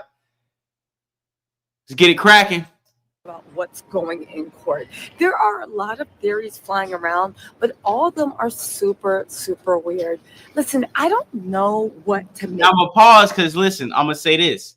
I'm gonna say this too. You remember what I was saying earlier? If you came to the first stream, I was saying how it will be some people covering the Diddy trial that sound they're pro Diddy, and it will be some people covering the trial sound they are pro feds and pro prosecution.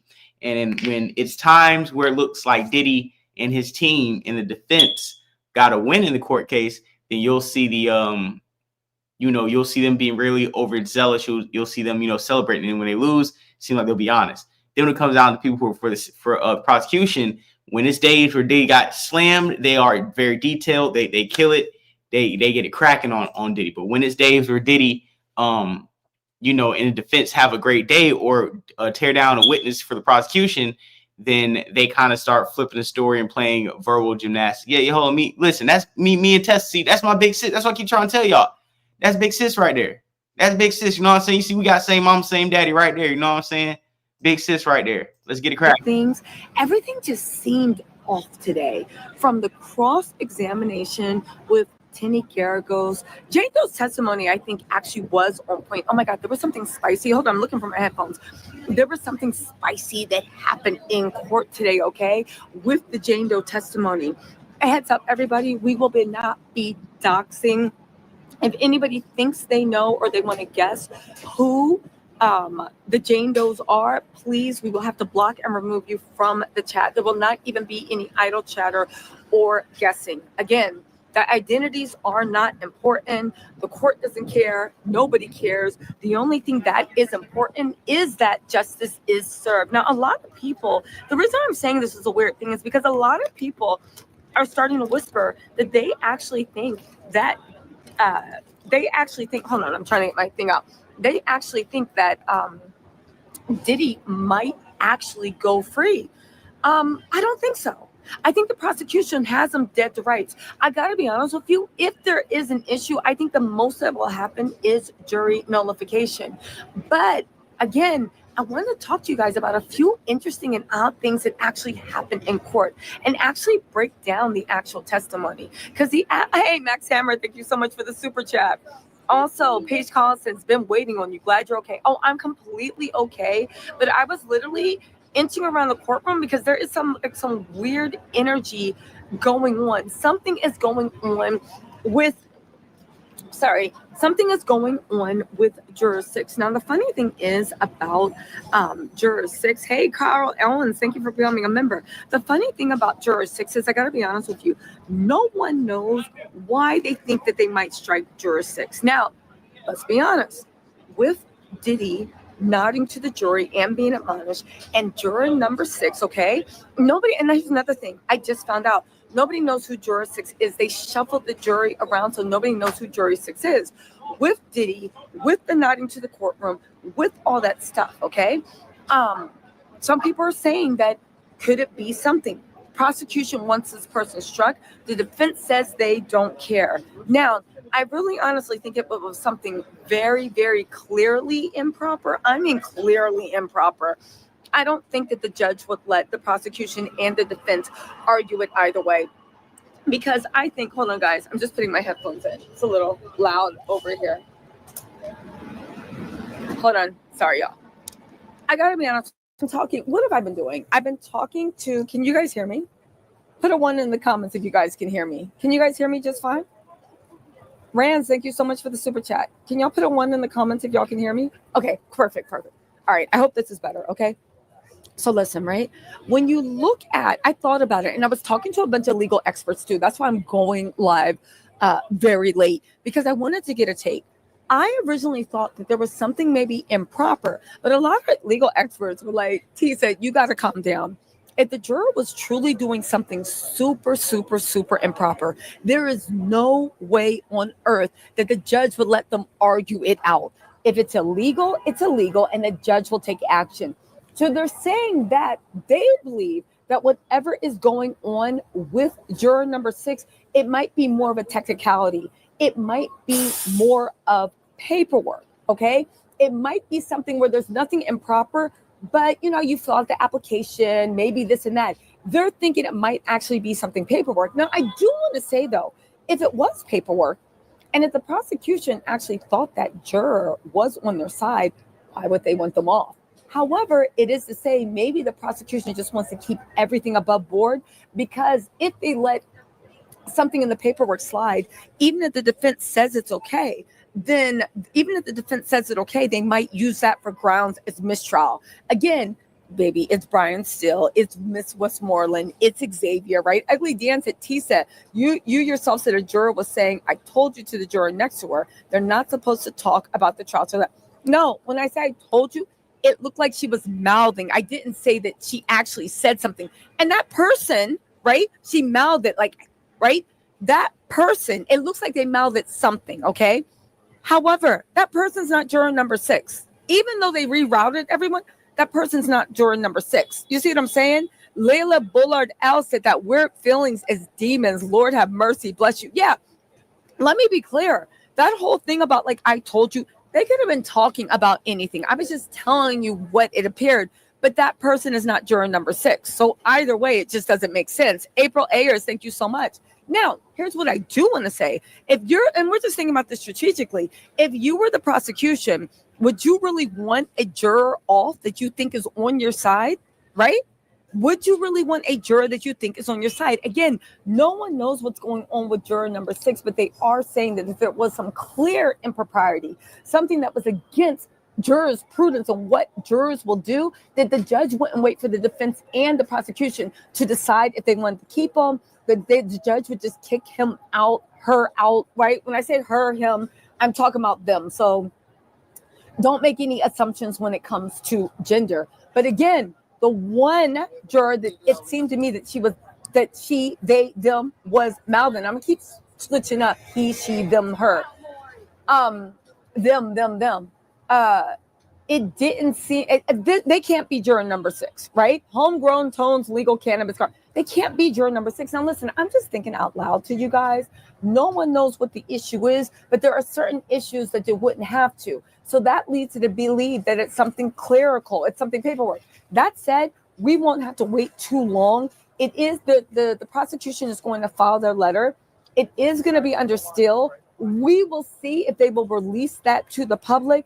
But again, whoever juror number 6 is, they actually don't know that all this is being talked about. Why? Because they're not sequestered. Sequester means they're hidden from the thing, but they're not supposed to be talking to any outside influences. This includes social media, family members telling them about the case. They're supposed to have a media silence with the case, right? B, thank you so much. And Sarah Soar said, definitely dark energy surrounding the courtroom. It is very, very dark energy. I mean, I got to be honest with you. I've talked to a lot of people, and they have gone a bunch of trials, and they are saying they have never seen anything like this. Which, by the way, we need to talk about Jane Doe's testimony and actually what's going on with that. Today was an interesting day because there's a few things, right? Calling somebody your partner and your lover over and over. And again, every witness, every victim has to testify truthfully. If that's the way you feel, that's the way you feel. But a lot of people are very, very puzzled by that. And listen, I was watching the jury. To me, the jury appears to be locked in. To me, the jury appears. However, when you look at a jury is nothing but a group of people. So if it's just a group of people, right, then you got to think, how are they actually really taking that? Again, once Diddy got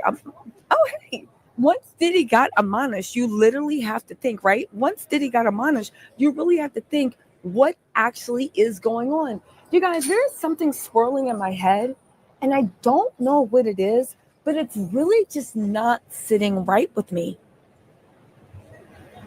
I don't know if it's Diddy's camp. I don't know what's going on, but there's something swirling around that's just not sitting right. Somebody said it's demons. That's what you feel and let it go, right? That's what it is, right? Listen.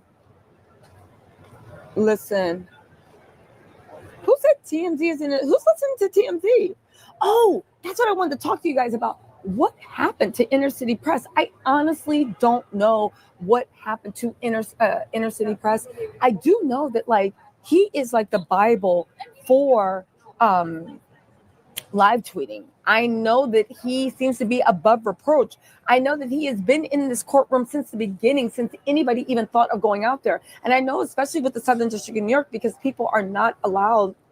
I know, especially with the Southern District of New York, because people are not allowed to video, microphone, anything like that. He literally is something that all news organizations look at. So when you say what happened to him, it is odd that he's been gone for 3 hours. I hope it's not a personal emergency. I hope everything's okay.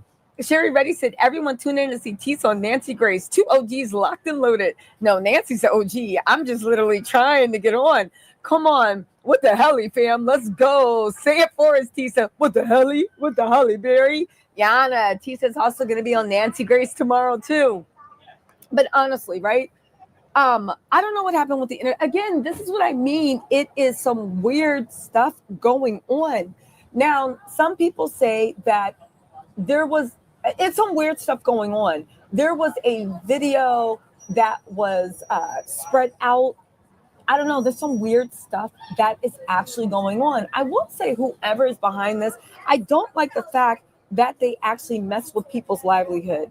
I don't like the fact that they actually mess with people's money. I just don't like that fact. Let's get into some of the stuff that actually happened in court because, baby, we need to talk about it, right?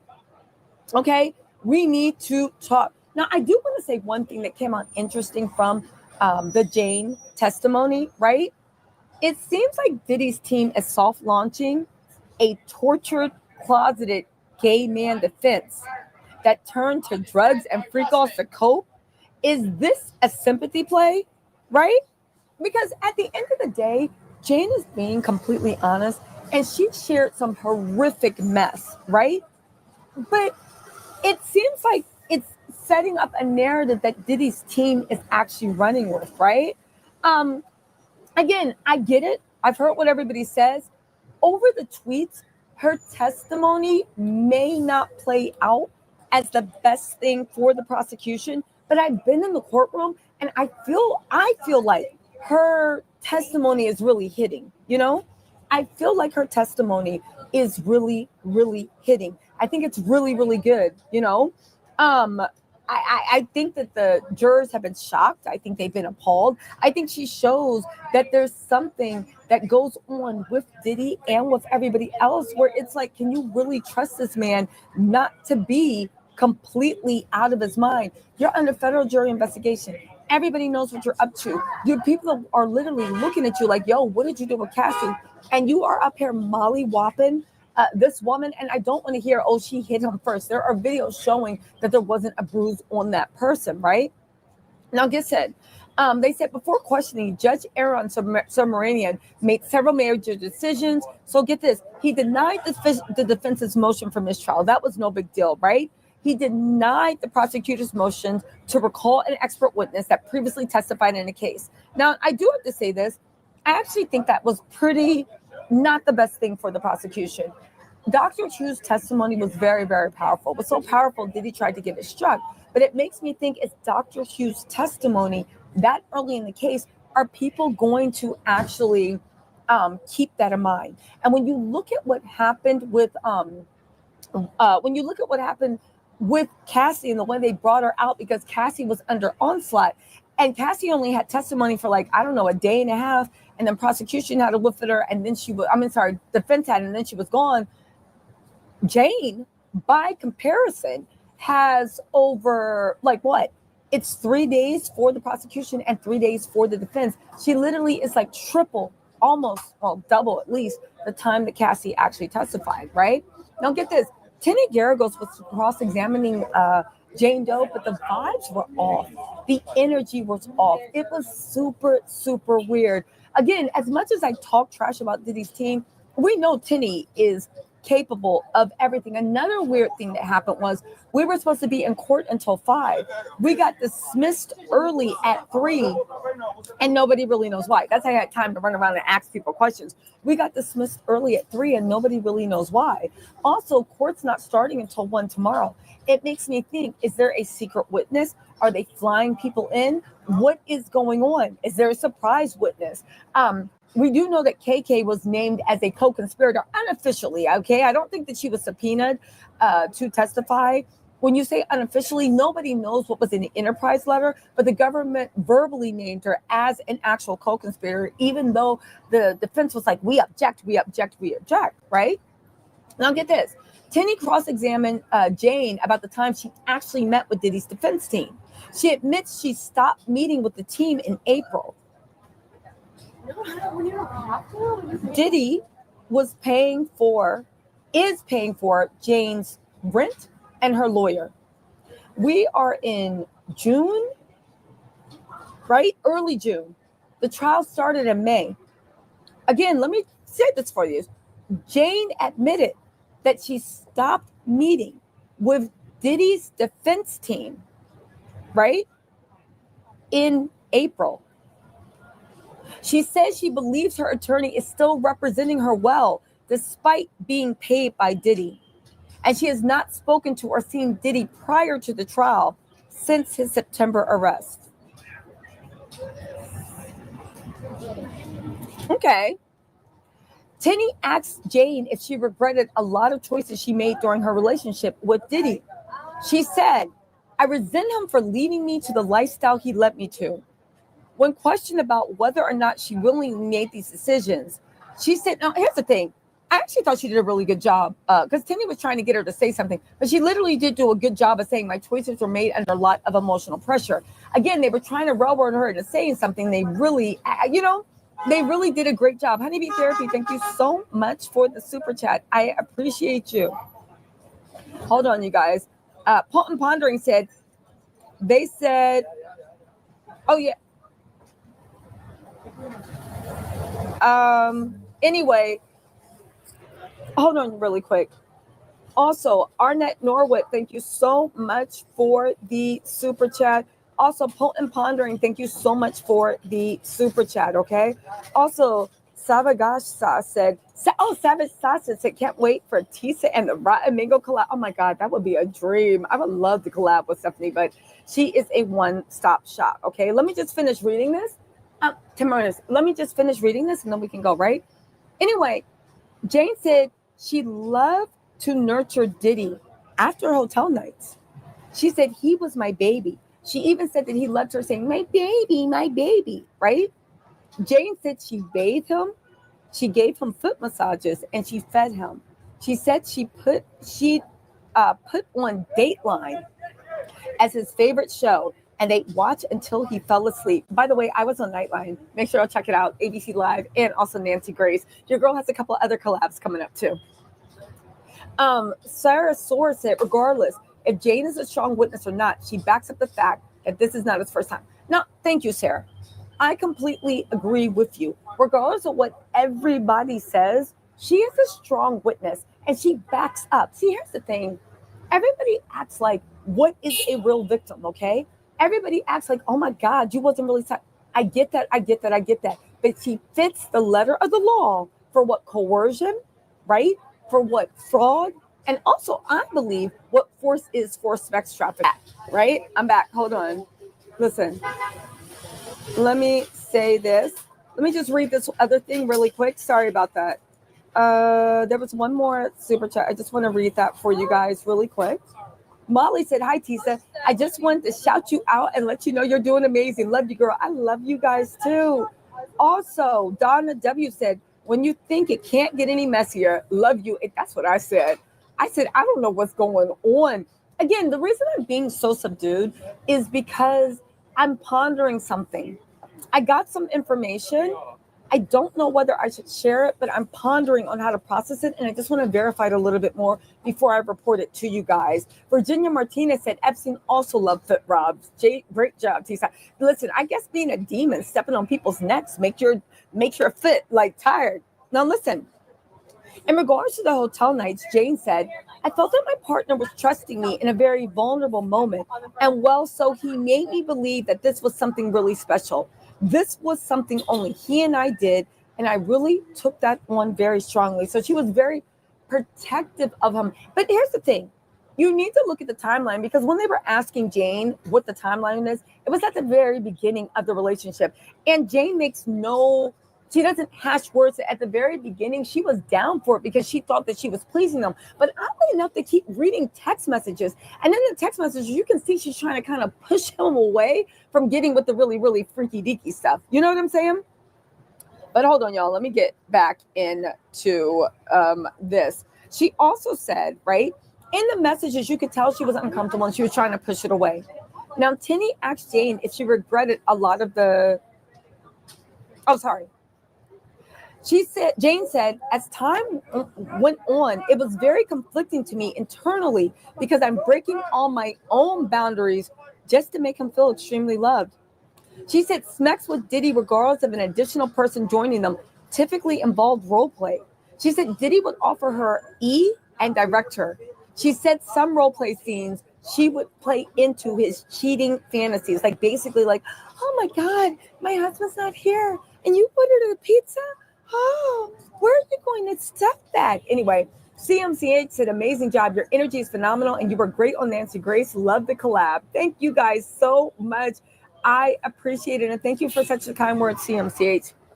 Now get this. She said a scene she played would go like this.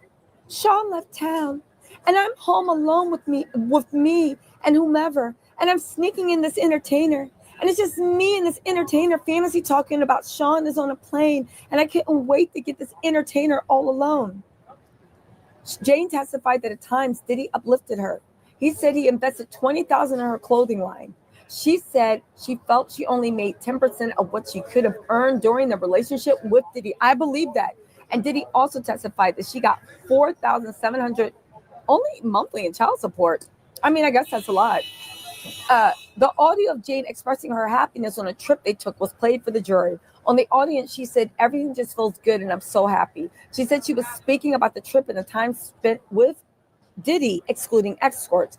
Jane said that at first she did not mind Diddy's dating a lot of women when they were getting to know each other, but she fell for him when she wanted him for herself. She said the relationship became difficult when Diddy began dating someone who's rumored to be saying, I didn't sign up to date a man that was in a public relationship. That is because she is not public and she's not front facing. Jane said she realized Diddy was a rug addict early on. She described an instance where his hands would be shaking, eyes and gums were turning gray, and the eyes were turning yellow and the teeth were turning gray. She said she suggested he go to a rehab clinic in Thailand. She says the relationship progressed. Okay, listen, we got to talk.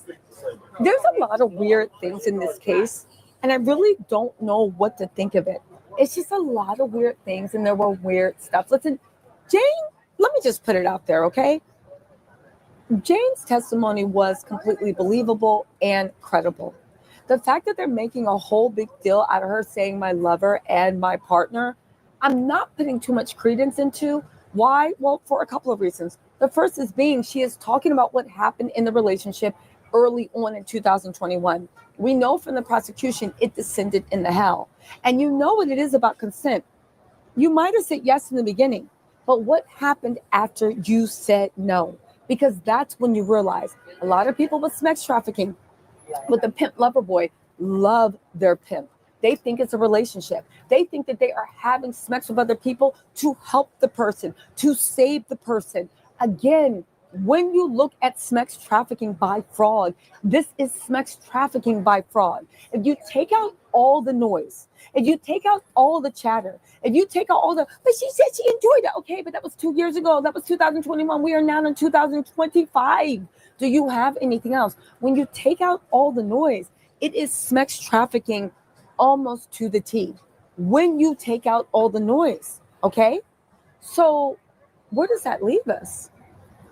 It leaves us talking about the noise because, again, I can't shake it out of my head that he hired her lawyers, the first ones, paid for them, paid for the house, fired the first lawyers he hired, She did. And then she hired new lawyers that are also being paid by him. It's odd. It's weird. And I wonder, honestly, in my mind, how the jury took it, because I couldn't get a read on them. But it was just weird. Now, just saying, why do I think he's still doing that? Some people have things that like, oh my God, it's Jane's a plant, Jane's this, Jane's that. But you guys, that doesn't make any sense, because why would you gamble with your freedom? Because as much as people say, oh my God, this is class, but like they hit everything for RICO, for crime, for arson, for robbery, and for sex trafficking. And get this, for sex trafficking, you only need one count. So even if you don't believe Jane, you believe Cassie. You only need one count, right? But also, right, when you get into the fact that he honestly, truly did that, and I'm just thinking through something here, you also look at it to the fact of if you're already under for witness intimidation, for tampering, for all that stuff, if he cut off rent and he cut off the lawyer now, that would be a slam dunk case. It would be a slam dunk case. Miss Sweet Cincy said, I finally managed to catch you on live. Thank you so much for your update. You're welcome. It would be a slam dunk case. B, thank you so much for deleting that. And Stephanie Shalamingo said, T, did you hear that Inner City Press was banned from the hearing? I do not believe that Inner City Press was banned from the hearings. That said, I don't know. But I don't believe that he was banned from the hearings. I don't believe that. I don't believe that. But we will see tomorrow. Just because he has so much integrity and he's so careful, I just don't believe that they would do that to him, right? Exactly. Sierra cites that hoes can love their pimp. It's about control. And that's the thing people don't realize. What do you really think it looks like? What do you really think it is? Also, Debrella, thank you for showing love from Bermuda. Listen, a lot of times, and I've said this before, and we need to actually really start talking to people and talk about the real. Part of the reason why domestic violence and all that stuff takes so long to actually get prosecuted and so hard is because they do love the person. They don't want to see them go to jail. They don't want to see anything bad. They really think like all they want is for something to step in so that person returns to that person they think they know, the love bombing, the sweet person, the person they love. They want that person to return to that person so bad that they will even get the police involved. They'll get the feds involved. They'll get everybody involved because they want that person to return because they love that person. The thing is, it takes them years of therapy to unravel that they never knew that person. The person they love, the reason why, and this is in all relationships, but especially in toxic relationships, the reason why that person can never go back to who they were no matter what is because you need therapy to realize that person was never who you thought they were.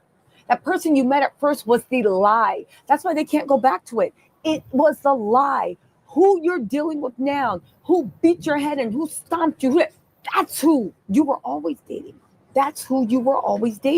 And it takes years of therapy, years of help. And a lot of people never make it out. They self-blame, they self-medicate, they hurt themselves. They start on a string of abusive relationships.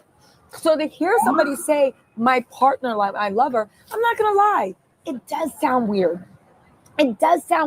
But there's a reason it sounds weird, because they have in fact been brainwashed and they are a victim of fraud. They don't realize that they were catfish. So I get it. You know, I do want to say this, right? Listen. Oh, Ivy Rose said, that's why this is so triggering. It's not about Diddy. It's not that. It's that there's so much ignorance about how abuse and trafficking works. People use their misunderstanding to blame the victim. I agree with you, right? Sasha Joe said, hey, what message do you think it sends to the jury that Jane's lawyer is being paid by Diddy? I don't know. The jurors' faces were stone-faced. I saw a little movement, but I couldn't get a read. I know that the courtroom was shocked, but I couldn't get a read. It was really, really odd. But I will say that, like, I wish to God, I think one of the most devastating things that came out for the prosecution is they're not going to be allowed to actually call up Dr. Hughes, because Dr. Hughes is needed right now. to explain to people. Again, all victims think they're in love and they want to protect their abuser and they start blaming themselves. Do you see what I'm saying? Yeah, exactly. Jay needs a lot more time and knowledge for counseling. She's early in trauma. She is, but she's saying all the right things too. Besides calling her my lover and my, my lover and my partner, she is reading that man to filth, even talk about the gray gums and everything. So there is something to be said. But listen, you guys, listen. Let me think about this a little bit more. I swear to God, I'm going to be alive later on tonight.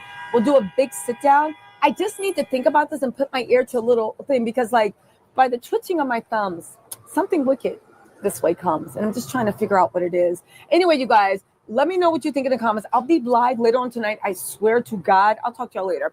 All right. All right. We are. I might give you guys a little bit of Armand Wiggins, and then we're going to wrap it up. Hold on.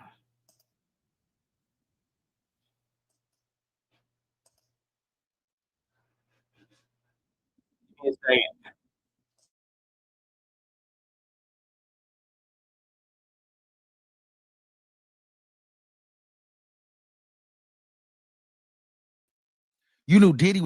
In March, you knew you were under investigation, but you did one more freak off, right? Yes. You knew Diddy was under investigation, but you did one more freak off. Yes. They asked her, does she have immunity? She definitely got immunity. So everybody that testifies on the stand has immunity. You don't want to be prosecuted, right? Right, is what she said. Did you want to break up with Diddy? She said no. I don't want to break up with him. I love him. So you feel resentful that you had with other men because you want to be. She said, yes, I do feel resentful for that because I did everything I could do to be his partner and I wanted him to be my partner.